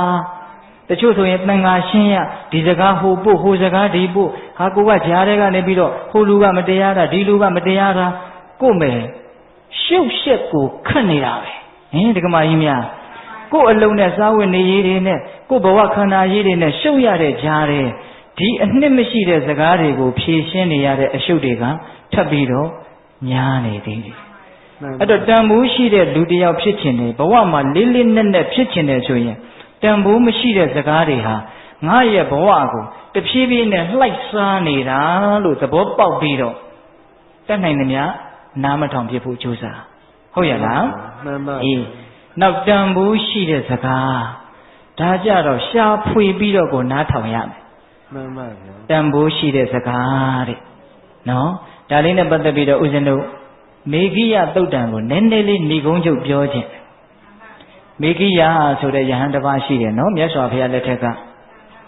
ဘုရားရဲ့အလုတ်အကျွေးယာယီသူဆောင်ရွက်တဲ့ရှင်အာနန္ဒာအလုတ်အကျွေးမလုခင်တုန်းကပေါ့လေအဲ့ဒါနဲ့တနေ့တော့မြတ်စွာဘုရားနဲ့သွားရင်းနဲ့ဟိုခလန်းလန်းမှာတရက်ဥယျာဉ်ကြီးမှိုင်းညို့ပြီးတော့မြင်တယ်မြင်တော့မြတ်စွာဘုရားတဲ့တပည့်တော်အဲ့ဒီတရက်ဥယျာဉ်ကြီးကိုလည်းမြင်တော့တရားသွားအထုတ်ခြင်းစိတ်တွေအရန်ပေါက်တယ်တပည့်တော်အဲ့ဒီသွားပါရစီအဲ့တော့မြတ်စွာဘုရားကချက်သားငါဖရာတပါးတွေနောက်ထပ်အလုတ်ကျွေးယဟန်တပါးလာသည်အထိစောင့်ဆိုင်ပါအောင်အရှင်ဘုရားတဲ့တပည့်တော်သွားတရားအထုတ်ပါရစီအရှင်ဘုရားကတရားအထုတ်เสียမလိုတော့ဘူးတဲ့ပြီးပြီးသားတပည့်တော်အခုမှပုထုဇဉ်ပဲရှိသေးတယ်ဒါကြောင့်တပည့်တော်ကိုခွင့်လွှတ်တော်မူပါဟောအဲ့ဒါလိုတောင်လျှောက်တာနော်အဲ့တော့မြတ်စွာဘုရားက3ချိန်တားတယ်မရဘူး။ကိုင်းတရားအထုတ်ခြင်းလို့သွားတယ်ဆိုတော့ငါပဲတားလို့ဖြစ်တော့မှာပေါ့။သွားလေဆိုတော့ဘုရားရဲ့တပိတ်သင်္ကန်းကိုအဲ့ဒီနာအသာချထားခဲ့ပြီးတော့သွားတာဗျာ။တရားအထုတ်ခြင်းလွန်းတဲ့စိတ်နော်။အဲ့ဒါကလည်းသူကအဲ့ဒီနေရာနဲ့သူနဲ့ကဓာတ်ခိုက်နေတာ။အဲ့ဒီတရေဥယျာဉ်ကြီးကတစ်ချိန်လုံးကသူကရှင်မင်းဖြစ်ပြီးတော့ဌိနဆွဆန်ခဲ့တဲ့နေရာကြီးတဲ့။ဒါသူမသိပါဘူး။ဘဝလောကဆိုတာသိဆန်းကျယ်တယ်ဗျနော်အဲ့ဒါနဲ့အဲ့ဒီနေရာလေးရောက်ရောသူကအဲ့ဒီတရေဥယျာဉ်ကြီးရဲ့အလေကြောက်ဖြာကြီးပေါ်မှာထိုင်ပြီးတော့မေတရားနှလုံးတွေကျင့်သုံးပြီးတော့ပီတိတွေဖြစ်နေလိုက်တာဩတိတ်ရှိလို့အေးချမ်းလိုက်တာအယောင်နောက်ကျလိုက်တာအဲ့ဒါလိုဖြစ်တာခဏလဲနေရောအဲ့ဒီပီတိတွေအဲ့ဒီတရားသဘောတွေဘယ်ရောက်တော့မှမသိဘာတွေဖြစ်လာတော့ဆိုတော့ကာမဝိတ္တဗျာပါဒဝိတ္တဝိဟိန္ဒဝိတ္တတွေတစ်ခုပြီးတစ်ခုဝင်နေတော့တာပဲတဲ့အဲ့ဒါနဲ့သူချွေးတွေတောင်ပြန်လာတယ်လို့ဆိုတယ်အဲ့ဒါနဲ့သူတရားချပြီးတော့သူ့ကိုယ်သူစဉ်းစားတယ်ဩအံ့ဩစရာကောင်းလိုက်တာငါယုံကြည်မှုနဲ့ယဟန်ဘဝကိုရောက်ခဲ့တာငါတကယ်မြင့်မြတ်တဲ့စိတ်နဲ့ဒီနေရာမှာမြင့်မြတ်တဲ့အလုပ်ကိုလုပ်မယ်ဆိုပြီးတော့လာခဲ့တာဘယ်နဲ့ကြောင့်ဒီဝိတ္တဆိုးတွေဝင်နေပါလဲဖယ်လို့ကိုမရဘူးဖြစ်နေတာအဲ့ဒါသူရှင်မင်းဘဝကဖြစ်ခဲ့တဲ့အကြံတွေကအခုချိန်မှာလိုက်ပြီးတော့ဓာတ်ခိုက်နေတာတဲ့အဲ့ဒါနဲ့မြတ်စွာဘုရားကြီးကိုသူကြွသွားတယ်ဟိုကြတော့မြတ်စွာဘုရားကိုလျှောက်တယ်အံ့ဩတယ်ဗျာတပည့်တော်စိတ်ကောင်းနှလုံးကောင်းနဲ့သွားတာရည်ရွယ်ချက်ကောင်းနဲ့သွားတာအတွေးတွေကခြုံနေလိုက်တာမပြောနဲ့တော့စိတ်များထိမ့်ရသိမ့်ရသိခက်တာပဲဗျာအဲ့ဒီမှာမြတ်စွာဘုရားကချက်သားစိတ်ဆိုတာအင်မတန်လျှက်ပေါ်လော်လီတယ်အင်မတန်တုန်လှုပ်တယ်ဘာဝနာဘက်ကိုတင်လိုက်ပြီဆိုလို့ရှိရင်ရေထဲမှာနေနေကြငါးကိုကုန်းပေါ်မှာပြစ်တင်လိုက်တော့တစ်ဖြက်ဖြက်တုန်လှုပ်တယ်လို့မျိုးပဲတဲ့ကာမအာယုန်တွေထဲမှာအမြဲနေခဲ့တဲ့စိတ်ကိုစိတ်ငြိမ်ရာတိတ်ဆိတ်ရာလဲတင်လိုက်ရောလုံးဝအိမ်ဒီမရဘူးဖြစ်သွားတယ်တဲ့ဒါကြောင့်တဲ့ လေးသမားဟာသူ့ရဲ့မြားတံကိုမီးအပူပေးပြီးတော့ဖြောင်းတယ်လို့ပညာရှိတဲ့လူဟာကိုယ့်ရဲ့စိတ်ကလေးကိုဖြောင်းမအောင်ပြုတ်ပြီးတော့ယုံထွက်နိုင်ခဲ့တဲ့ဒီမန်နဲ့ရဲ့လက်ကနေယုံထွက်နိုင်အောင်ကြိုးစားရမယ်ဒီမန်ရဲ့ကိလေသာမန်ရဲ့လက်ကနေယုံထွက်နိုင်အောင်ကြိုးစားရမယ်လို့တရားဟောတာအဲ့ဒီမှာတလက်စတယ်မြတ်စွာဘုရားဘာပြောလဲဆိုတော့စေတောဝိမု ക്തി အရဟတမေအရဟတဘုလို့ခေါ်ရတယ်စိတ်ရဲ့ကိလေသာကလွတ်မြောက်ခြင်းလို့ဆိုရတယ်စေတောဝိမု ക്തി နော်အဲ့ဒီစေတောဝိမု ക്തി ကိုရင့်ကျက်စေတဲ့တရား၅မျိုးရှိတယ်ပိဋကတရားကနည်းနည်းလေးနဲ့လာတယ်လို့ထင်ရတယ်နော်အရဟတမေအရဟတဘုကိုရင့်ကျက်စေတဲ့တရားဘယ်နှပါးရှိတယ်၅ပါးရှိတယ်နံပါတ်1မိတ်ကောင်းဆွေကောင်းတဲ့နော်နံပါတ်2ပါတိမောက္ခတံဝရသီလကိုကျင့်တရားတဲ့ဟုတ်လားနံပါတ်3စကားကောင်းကိုချမ်းချမ်းသာသာလွယ်လွယ်ကူကူရနိုင်တဲ့အခွင့်အရေးရှိရမယ်တဲ့ဟုတ်လားနံပါတ်4မကောင်းတာတွေကရှောင်ဖို့ကြိုးစားတဲ့နေရာမှာကောင်းတာတွေပြည့်စုံအောင်ကြိုးစားတဲ့နေရာမှာထက်သန်တဲ့လုံလဝရိယရှိရမယ်တဲ့နံပါတ်5ဖြစ်ချင်းပြက်ချင်းကိုထွတ်ထွင်းပြီးတော့မြင်နိုင်တဲ့ဉာဏ်ပညာရှိရမယ်တဲ့ဘယ်နှချက်လဲ5ချက်မိကောင်းဆွေကောင်းသီလစကားကောင်းကိုရနိုင်တဲ့အခြေအနေပြီးတော့ဗာလဲဝိရိယပညာအဲ့ဒီမှာမြတ်စွာဘုရားကချက်သားတဲ့နံပါတ်1မိကောင်းဆွေကောင်းဆိုတဲ့အင်္ဂါကိုသာမင်းပြည့်အောင်ဖြည့်မယ်ဆိုရင်သီလလည်းရှိမယ်လို့မျှော်လင့်ရသီလတေချာပေါက်ရှိလိမ့်နော်စကားကောင်းလည်းတေချာပေါက်ကြားရဟုတ်လားဝိရိယလည်းတေချာပေါက်ရှိလိမ့်နော်ပြီးတော့ပညာလည်းတေချာပေါက်ရှိလာလိမ့်အဲ့ဒီတော့မိကောင်းဆွေကောင်းရှိရင်ကြံတဲ့၄ပါးသည်မိကောင်းဆွေကောင်းကိုအမိပြုတ်ပြီးတော့ပြည့်စုံသွားပါလိမ့်မယ်တဲ့အဲ့ဒီသုတ္တံမှာမိကောင်းဆွေကောင်းကိုဦးစားပေးပြီးတော့ပြောတယ်ဒါပေမဲ့ဦးဇင်းတို့ကဒီနေရာမှာပိဋကတ်တို့ကိုစကားနဲ့ပြောနေတာဆိုတော့အဲ့ဒီမြတ်စွာဘုရားဟောထားပုံလေးကိုသဘောကျလွန်းလို့စကားကောင်းကိုလွယ်လွယ်ကူကူရနိုင်တဲ့အခွင့်အရေးရှိရမယ်တဲ့ဒီစကားလေးကိုကြိုက်တယ်တချို့ကောင်းတဲ့စကားကိုလွယ်လွယ်ကူကူမရဘူးခဲခဲချင်းချင်းလုပ်ယူမှရတာဟုတ်လားဒီခေတ်ကြီးမှာစကားကောင်းရဖို့လွယ်တယ်ဆိုရင်လည်းဟုတ်တယ်ခက်တယ်ဆိုရင်လည်းဟုတ်တယ်အဲ့တော့စကားကောင်းကိုလွယ်လွယ်ကူကူရဖို့ဆိုတော့စကားကောင်းဆိုတာဘယ်လိုဟာမျိုးလဲအဲ့ဒီမှာမြတ်စွာဘုရားကစကားကောင်းကို10မျိုးလောက်ပြောထားတယ်ပိဋကရေလေးလေးနက်နက်နားထောင်နော်စေတောဝိမု ക്തി ကိုရင့်ကျက်စေတဲ့အင်္ဂါ1ရက်ဟုတ်ရဲ့လားအဲ့တော့စကားကောင်းကြားနိုင်တဲ့အခွင့်အရေးအဲ့ဒီစကားကောင်းက10မျိုးဟုတ်ရဲ့လားနံပါတ်1အပိစ္ဆကထာပြောကြည့်စမ်းပါဗျာအပိစ္ဆကထာအလိုနဲမှုနဲ့ဆက်ရှင်တဲ့စကားတဲ့နော်ပြောလိုက်တဲ့စကားကြားလိုက်ရတဲ့စကားကအလိုနဲမှုနဲ့ဆက်ရှင်တဲ့စကားလောဘနေတဲ့စကားနော်ဦးဇင်းထက်ရှင်းမပြဘူးနော်ပိဋကတ်တို့ဉာဏ်ရှိတယ်နော်ဟာဟိုဟာရခြင်းတရားရခြင်းဟေးကောင်မကြီးဈေးထဲမှာဘာအစ်စ်ပေါ်နေပြန်ပြီတဲ့အဲ့ဒါအလိုနဲသေးတဲ့စကားလားအဲ့ဒါဘာစကားတော့အလိုကြီးသေးတဲ့စကားသေချာပေါက်ဒုက္ခရောက်တော့မယ်အဲ့ဒါကိုယ့်ကိုမီးလာရှို့တဲ့လူတို့မှတ်လေဟုတ်လားဓမ္မကြီးများဟေးညီကိုဘယ်သူကဘယ်လိုပြောနေတာအဲ့ဒါအလိုနဲသေးတဲ့စကားလားမဟုတ်ဘူးဒေါသဖြစ်စေတဲ့စကားဟုတ်လားအဲ့တော့နံပါတ်1အပိစ္ဆကထာအလိုနဲစေတဲ့စကားနံပါတ်2တွတ်တွတ်လေးသွားအောင်ဗျာအချိန်သိမ့်မရှိတော့ဘူးဟုတ်လားနံပါတ်2တန်တုဋ္ဌိကထာရောင်ရဲမှုနဲ့ဆက်တဲ့စကားတဲ့ဟုတ်လားဒါရလည်းအာမရနိုင်ဟိုဟာရလည်းအာမရနိုင်တခါတည်းရကျင်မှုတွေရဲ့ဆန္ဒတွေကိုပဲလိုက်ဖြည့်ဆည်းနေရတာနဲ့အဖို့တန်တဲ့အလုပ်တွေကိုလုပ်ဖို့အချိန်တွေကကုန်သွားရောနော်ဒါကြောင့်တန်တုဋ္ဌိကထာရောင်ရဲမှုနဲ့ဆက်တဲ့စကားကိုကြားကိုကြားတဲ့ဒီခေတ်ကြီးမှာသိမ့်မရှိဘူးနော်တိုးတက်အောင်လုပ်ရမယ်တိုးတက်အောင်လုပ်ရမယ်လို့ကြွေးကြော်ပြီးတော့အတင်းပဲတိုးတက်ခိုင်းနေတာဒီကလူရှာထွက်နေတာသူတို့သိကိုမသိဘူးဟင်ဒကမကြီးများမှန်ပါသိသိချာချာစဉ်းစားနော်မြတ်စွာဘုရားရဲ့သာသနာတော်ကအဓိကပစ္စည်းဥစ္စာတွေပေါ်များဖို့ညွှန်ပြတာလားငြိမ်းချမ်းမှုအစစ်ရအောင်ညွှန်ပြတာလားအေးတစ်ချိန်တည်းပဲစီးပွားဥစ္စာကိုလည်းဘယ်လိုတရားပေါင်းအတွင်းကရှာရတယ်ဆိုတာကိုလည်းမပြောဘူးမဟုတ်ပါဘူးပြောပါတယ်သို့တော့တကယ်လူရင်းကပါလေငြိမ်းချမ်းမှုရဖို့ဘဝတန်တရားကလွတ်ဖို့တန်တရားထဲမှာကြီးပွားဖို့ရည်ရွယ်ချက်နဲ့ဘုရားတရားဟောတာမဟုတ် နော်ဘုရားတရားတော်အားလုံးတို့ရဲ့ရည်ရွယ်ချက်ဒီတန်လျာကလွတ်ဖို့ဟုတ်ရဲ့လားအေးဒါကြောင့်တန်တုဋ္ဌိကထာရောင်ရဲမှုနဲ့ဆက်တဲ့စကားဒီခေတ်ကြီးမှာအင်မတန်ရှားသွားပြီလို့ထင်တယ်တိုးတက်ဖို့ကြီးပွားဖို့လူချင်းတူဖို့ပခုံးချင်းရှင်နိုင်ဖို့ရှင်ကြပေါ့ဟုတ်တာတခါယူမိုင်းများဒီလိုပဲဥစဉ်ကတော့ပြောလိုက်ခြင်းတယ်နော်တန်တုဋ္ဌိကထာပြီးတော့ဗာလဲနှစ်ခုရှိသွားပြီနော်အေးပြီးတော့ဗာတော့ဆိုတော့ဝိဝေကကထာတဲ့စိတ်ငြိမ်မှုနဲ့ဆက်တဲ့စကားတယောက်တည်းနေရတာကောင်းတယ်တစိတ်တည်းနေရတာကောင်းတယ်ဟုတ်လားဒါဥစဉ်ဟိုဘက်ကဥပရိဝိဝေကမပြောတော့ဘူးဥပရိဝိဝေကဆိုတာနိဗ္ဗာန်ကိုပြောတာနော်အဲ့ဒါလို့အေးအေးချမ်းချမ်းတယောက်တည်းနေရတာသိကောင်းတာပဲဆိုတဲ့စကားမျိုးလေးတွေမကြမကြာကြားရမယ်အများနဲ့နေရတာသိဆင်းရဲတာပဲဆိုတာမျိုးကြားရမယ်နော်တာရာရဏေဝိဟဉ္ဉန္တိပေါင်းတင်ဆက်ဆံရတာအင်မတန်ပင်ပန်းနေလက်ခံလာတဲ့ကမကြီးများအပေါင်းအသင်းတယောက်ရှိရင်တယောက်စာပင်ပန်းတယ်နှစ်ယောက်ရှိရင်နှစ်ယောက်စာပင်ပန်းတယ်ဟုတ်ရဲ့လားမိကောင်းဆွေကောင်းဆိုတာကအဓိပ္ပာယ်တစ်မျိုးနော်တကယ်ကြီးမိုင်များအေးတာရာရဏေဝိဟဉ္ဉန္တိဒါကြောင့်ဝိဝေကကထာစိတ်ငြိမ်မှုနဲ့ဆက်သက်တကားနောက်အတန်တက္ကကထာမယောနှောမှုနဲ့ဆက်တဲ့စကားတဲ့လူရှုပ်ရှုပ်ရှိတဲ့နေရာဆိုသိသွားချင်တာပဲဟုတ်လားအဲ့ဒါအတန်တက္ကကထာဖြစ်နိုင်မှာလားမဖြစ်နိုင်ဘူးဟိုနားလည်းငါပါလိုက်ချင်တယ်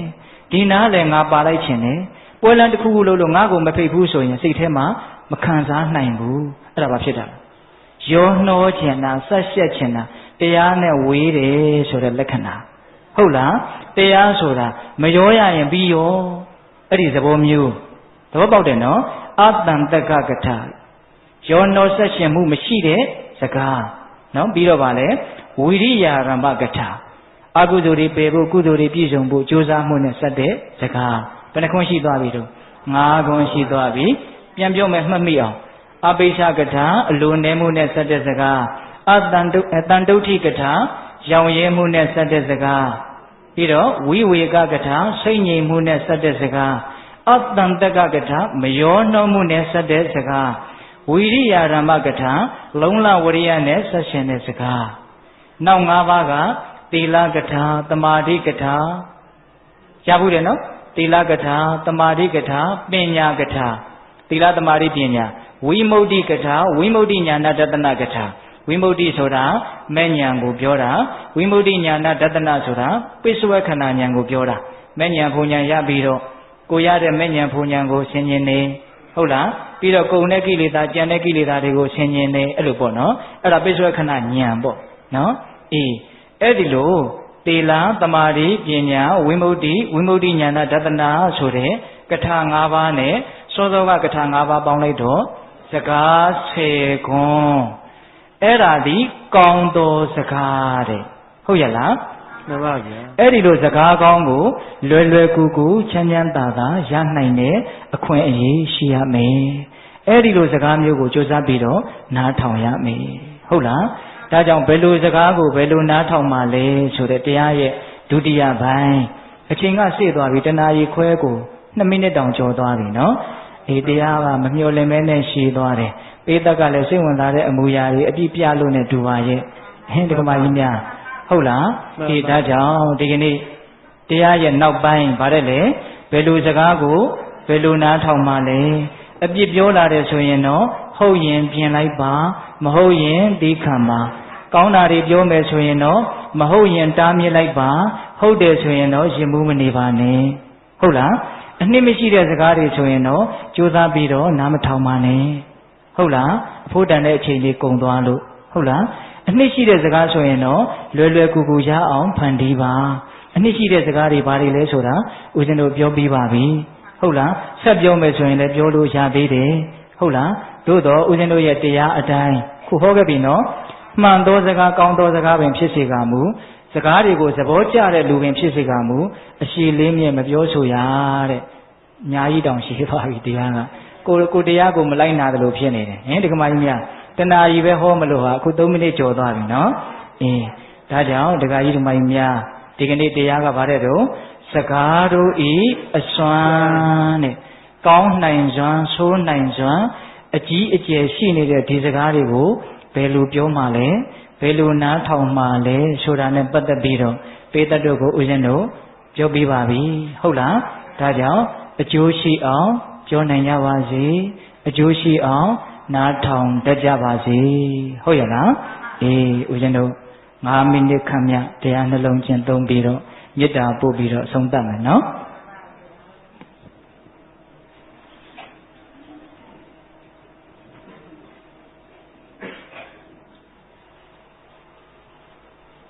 အလုံး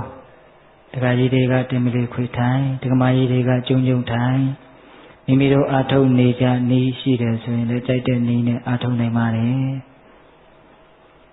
ဦးဇင်းတို့တိုက်တွန်းတာကိုကြိုးစားကြည့်မယ်ဆိုရင်လည်းကြိုးစားကြည့်ပါမိမိတို့ရဲ့စိတ်ကိုနှာသီးပြားကိုအာရုံပြုပါ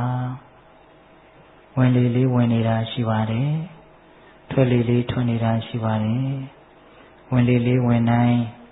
နာသီးပြားတနေရာကိုထိခိုက်ပုတ်တိုက်တိုးဝှေ့ပြီးတော့ထွက်သွားတာပါဝင်သွားတာပါအဲ့ဒီဝင်လေထွက်လေကိုစိတ်နဲ့စိုက်ကြည့်ပြီးတော့ထိတဲ့သဘောလေးကိုသိအောင်ကြိုးစားပါဝင်လေဝင်တိုင်းထိတိုင်းသိထွက်လေထွက်တိုင်းထိတိုင်းသိထိတာကိုသိနေတဲ့အချိန်ဟာအင်မတန်တန်ဖိုးရှိပါတယ်အင်မတန်တန်ရှင်းစင်ကြယ်ပါတယ်အင်မတန်မြင့်မြတ်ပါတယ်ထိတာကိုသိနေတဲ့အချိန်မှာလိုချင်တဲ့လောဘမကျေနပ်တဲ့ဒေါသတွေးဝေတဲ့မောဟတွေဖြစ်ခွင့်မရလို့မဖြစ်ပါဘူးဒါကြောင့်ထိတာကိုသိနေတဲ့အချိန်မှာယုံညံ့တာတွေမရှိလို့မြင့်မြတ်တယ်လို့ဆိုရပါတယ်ထိတာကိုသိနေတဲ့အချိန်မှာညှဉ်းနှွမ်းတာတွေမရှိလို့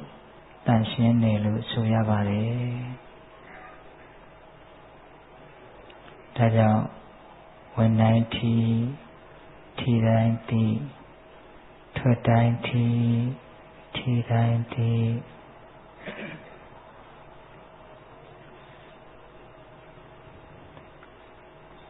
ကြိုးစားပါလက်ဖြစ်တဲ့အတွက်အတွင်းမှာစိတ်ဟာဂရိတသိန်းလောက်ဖြစ်ပြီးချုပ်တယ်လို့ကြားမှုပါတယ်ထိတာကိုသိနေတဲ့အချိန်ဟာတူတောင်းပေမလို့ကုသိုလ်စိတ်တွေအများကြီးဖြစ်သွားတာထိတာကိုသိနေတဲ့အချိန်မှာကာယကံတောင်းကြမှုဝစီကံတောင်းကြမှုမရှိလို့သီလသိက္ခာနဲ့ပြည့်စုံတယ်လို့ဆိုရပါတယ်ထိတာကိုသိနေတဲ့အချိန်မှာမနောကံတောင်းကြမှုမရှိလို့တမာရီသိက္ခာနဲ့ပြည့်စုံတယ်လို့ဆိုရပါတယ်ထိတာကိုသိနေတဲ့အချိန်မှာအမှန်တိုင်းသိနေတဲ့အတွက်ကြောင့်ပညာသိက္ခာနဲ့ပြည့်စုံတယ်လို့လည်းဆိုရပါတယ်ဒါကြောင့်သီလတမာရီပညာသိက္ခာ၃ရဲ့အကျင့်မြတ်ကိုတပြိုင်တည်းဖြစ်အောင်ကျင့်သုံးနေတာပိဋကတ်သုံးပုံကိုအနှစ်ချုပ်ရင်ဘောဓိပက္ခိယတရား39ပါးရတယ်လို့ဆိုပါတယ်ဘောဓိပက္ခိယတရား39ပါးကိုအနှစ်ချုပ်ရင်မဂ်ကင်10ပါးရတယ်လို့ဆိုပါတယ်မဂ်ကင်10ပါးကိုအနှစ်ချုပ်ရင်တော့သီလသမာဓိပညာသိက္ခာ၃ပါးရတယ်လို့ဆိုပါတယ်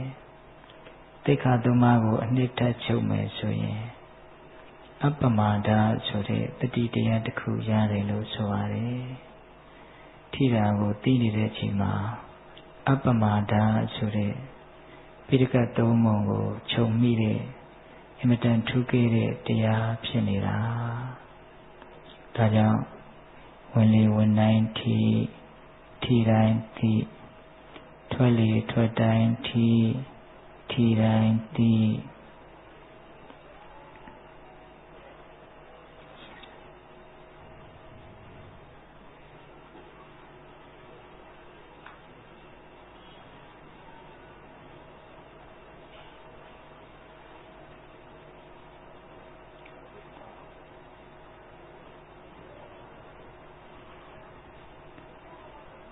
ဝင်တိုင်းထိတိုင်းသိထွက်တိုင်းထိတိုင်းသိ အာနာပါနကမ္မထံကိုစီးပြန်နေတာအာနာပါနကမ္မထံကိုစီးပြန်ရင်တတိပဋ္ဌာန်တရား၄ပါးပြည့်စုံနိုင်တယ်လို့မြတ်စွာဘုရားဟောပါတယ်တတိပဋ္ဌာန်တရား၄ပါးပွားများရင်ဘုဇင်9ပါးပြည့်စုံတယ်လို့မြတ်စွာဘုရားဟောပါတယ်ဘုဇင်9ပါးကိုပွားများရင်တော့ဝိဇ္ဇာဝိမု ക്തി ဆိုရတဲ့မဉ္ဇဉ်ဘုံဉဏ်တို့ဖြင့်ပြည့်စုံနိုင်တယ်လို့မြတ်စွာဘုရားဟောပါတယ်ဒါကြောင့်မဉ္ဇဉ်ဘုံဉဏ်ကိုရစေနိုင်တဲ့အမြဲတမ်းတန်ဖိုးကြီးတဲ့အလုပ်ကိုကြိုးစားနေတာဝမ်းမြောက်ဝမ်းသာကြည်ကြည်လင်လင်အေးအေးချမ်းချမ်းဖြင့်ဝင်လေဝင်တိုင်းထီတိုင်းတည်ထွက်လေထွက်တိုင်းထီတိုင်းတည်ကြိုးစားပါမြတ်စွာဘုရားကိုစွမ်းရည်ချမ်းပန်းစီမီတို့ဖြင့်လူရန်ပူဇော်တာထက်မြတ်သောအကျင့်ကိုကျင့်သုံးခြင်းဖြင့်ပူဇော်တာဟာအမြတ်ဆုံးသောပူဇော်ခြင်းလို့မြတ်စွာဘုရားဟောပါတယ်။ဒါကြောင့်မိမိတို့အမြတ်နိုးဆုံးအကြည်ညိုဆုံးသောမြတ်စွာဘုရားကိုအမြတ်ဆုံးသောပူဇော်ခြင်းဖြင့်ပူဇော်နိုင်ကြပါစေ။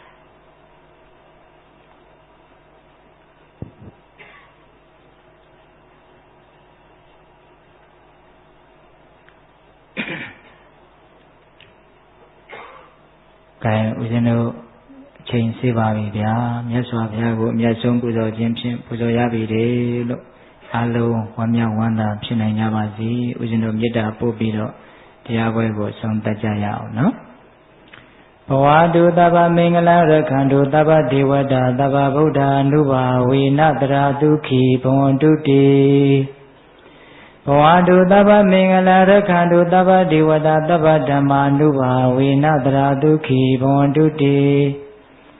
ဘဝတုသဗ္ဗမင်္ဂလရခန္တုသဗ္ဗဒေဝတာသဗ္ဗသံဃာ ानु ဘာဝေနတရာဒုက္ခိဘဝန္တုတိ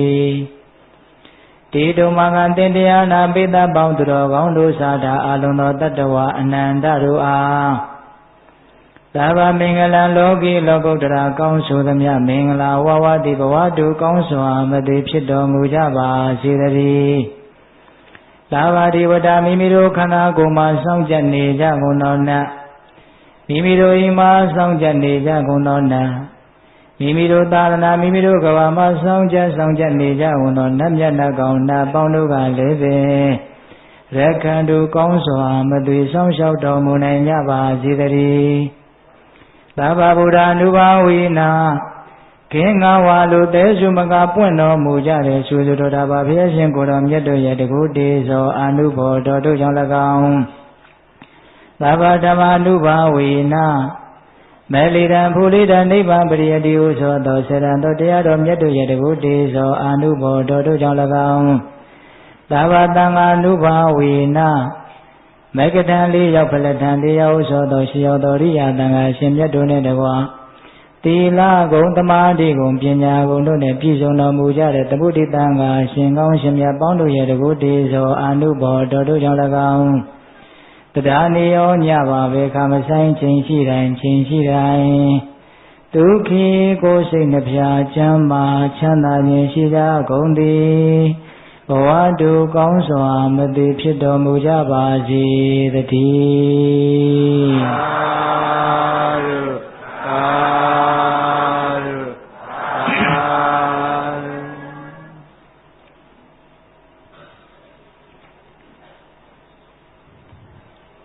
ကျေးဇူးတော်ရှင်ဆရာတော်ရှင်သူမြတ်ဗျာယနေ့ညသံဃုံတေကြီးများမိတ်ဆွေကြီးများရဲ့အများကောင်းမှုပေါင်းစုထူထမ်းတဲ့ဓမ္မပူဇာထူတော်ငွေမှာကျပ်3,500ကျပ်3,1500ပါဗျာကိုဝင်းနိုင်မဝင်းဝင်းမော်ရွှေတန်လွင်ဆန်ဆိုင်မိသားစုမှဓမ္မပူဇာထူတော်ငွေမှာ9,000ကျပ်ပါဗျာဦးမြင့်ဆွေဒေါ်စန်းမြင့်စိန်ပရိသာဖြာပုံဆန်ဆိုင်မှဓမ္မပူဇာထူတော်ငွေမှာကျပ်3,000ပါဗျာကွယ်လွန်သူဥတန် ကျုံပင်ခေါ်ဥကျော်မြင့်ဒေါ်ချင်းမွေးတို့အားရည်စူး၍ဥကျော်အိမ်မိသားစုမှဓမ္မပူဇာလူတော်ငွေမှာကျပ်သိန်းပါဗျာရွှေချင်းရွှေဆိုင်မိသားစုမှဓမ္မပူဇာလူတော်ငွေမှာကျပ်2000ပါဗျာတူရင်းလာရောက်ထူတန်းတဲ့ဓမ္မပူဇာလူတော်ငွေစုစုပေါင်းမှာ3,85,000ကျပ်ပါဗျာယနေ့ညဆရာတော်ဘုရား၏နှလုံးကိမ်မှာကင်းဝတ်ပါသောဓမ္မယေနာကိုပူဇော်သောအဖြစ်ဒီနေ့ညကြောက်လာကြသောဓမ္မမိတ်ဆွေသူတော်ကောင်းအပေါင်းထံမှစီးပူးရရှိသောဓမ္မပူဇာလူတော်ငွေခုနှစ်သားမီးကောင်းမှုအပေါင်းစုလူတန်းတဲ့လူတော်ငွေစုစုပေါင်းမှာ4,3910ကျပ်ပါဗျာစုစုပေါင်းလူတန်းငွေ2ရက်ပေါင်း9,808,910ကျပ်ပါဗျာ၎င်းလူတော်ငွေများကိုဆရာတော်ဘုရား၏ကပ္ပိယကာလကဖြင့်ဥအောင်လေးမှလက်ခံ၍ဆရာတော်ဘုရား၏အတွက်အလှရှင်များကိုစားဦးမြင့်ဆွေမှလှူဒန်းပေးပါရန်ဘုရားသီးတော်ဦးမြင့်စိန်မှ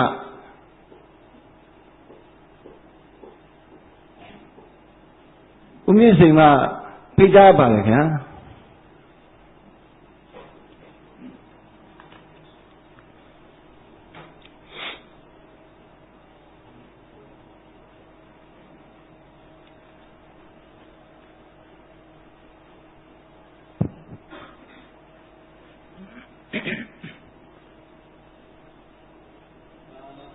သာဓုသာဓုသာဓုဘုရားပြီးတော့ယူပြီးပါလျှောက်ထားပါသည်ဆရာတော်ရှင်သူမြတ်ဗျာဆရာတော်ဘုရား၏ခြေတော်ဆုံးဥခိုက်၍ယနေ့ညအများကောင်းမှုပေါင်းစုလူတန်းရတဲ့ကုသိုလ်စုဘော်ကကိုရည်သက်သွန်းချအမျှဝေပေးပါရန်ဘုရားပြီးတော့ယူသည်စွာလျှောက်ထားပါသည်ဆရာတော်ရှင်သူမြတ်ဗျာခိုင်ဦးဇင်းတို့ရည်သက်သွန်းချအမြန်တန်ပေးဝေကြအောင်နော်ဒီကနေ့ညစကားတို့ဤအစွမ်းမနေ့ပြန်ရောက်ရင်စိတ်တို့ဤအစွမ်းလို့အဲ့ဒါကိုဦးဇင်းဟောမလို့နော်ဆက်ဆက်မှုရှိတယ်ဟုတ်လားဒီနေ့ကဝစီကံမနေ့ပြန်ကြတော့မနောကံဟုတ်လားအဲ့တော့အားလုံးမိမိတို့ပြုလုပ်ထားတဲ့ကုသိုလ်ကောင်းမှုအဆူဆူတို့ကိုအာယုံပြုပြီးတော့မဉ္ဇဉ်ဘုံညာမျက်နှိပ်ပါကိုဆင်ញံထုတ်ချောက်ညမောက်ပြုပါရစေလို့ဆုတောင်းမယ်အားလုံးသောတတ္တဝအနန္တကုသိုလ်ရဲ့ဖို့ပါကအညီမြရပြီးတော့ချမ်းသာကြပါစေလို့စေနာမေတ္တာရှိထားပြီးတော့မြတ်တမ်းပေးဝေကြရမယ်လိုက်ဆိုကြအောင်စို့အရှင်ဖေယအရှင်ဖေယဘုရားတပည့်တော်တို့သည်ဘုရားတပည့်တော်တို့သည်ယနေ့ယခုဓမ္မဒါနာဓမ္မဒါနာဓမ္မပူဇာဓမ္မပူဇာဓမ္မတဝနာဓမ္မတဝနာဓမ္မဒေသနာဓမ္မဒေသနာဘုရားအလှူပေးလှူကြရာဤချိန်ခါ၌လှူဒန်းရသောဒါနကုသိုလ်သောက်တည်ရသောသီလကုသိုလ်တရားနာယူရသောဓမ္မတဝနာကုသိုလ်ဤကဲ့သို့များမြတ်သောကုသိုလ်ကောင်းမှုအဆူဆူတို့ကိုပြုလုပ်ကြပါကုန်၏အရှင်ဘုရားဤကောင်းမှုဤကုသိုလ်တို့၏စွမ်းတတ္တိကြောင့်မဉ္ဇဉ်ဘုံညာယနေ့ဗံကိုလျင်မြန်ထုတ်ချောက်မျက်မှောက်ပြုရပါလို၏အရှင်ဘုရားဤကောင်းမှုဤကုသိုလ်တို့၏ဖို့ပါကကိုအသက်ထင်ရှားရှိမရှိဖြစ်ကုန်သောဘိုးဘွားမိဘဆွေမျိုးသားချင်းတို့အားအစထား၍30ဘုံကျင်လီကုန်သောတတ္တဝအနန္တတို့အားတတ္တုထမြကုသိုလ်ဤဖို့ပါကကို ကို ပေးဝေငှပါ၏ ပေးဝေငှပါ၏ အမြရကြ အ ၍ များရကြ၍ ကိုယ်စိတ်နှဖျား ကိုယ်စိတ်နှပြ ကျမ်းမာ ကျမ်းမာ ချမ်းသာကြသည် ချမ်းသာကြသည် ဖြစ်ကြပါစေသော ဖြစ်ကြပါစေသောအာလုံးကြာကြာသမျှ အမြအမြ ရောမှုကြပါကုန်သောသာဓုသာဓုသာဓုအာလုံးကြာကြာသမျှ အမြအမြအမြ ရောမှုကြပါကုန်သောသာဓုသာဓုသာဓုအာလုံးကြာကြာသမျှ အမြအမြအမြ ရောမှုကြပါကုန်သောသာဓု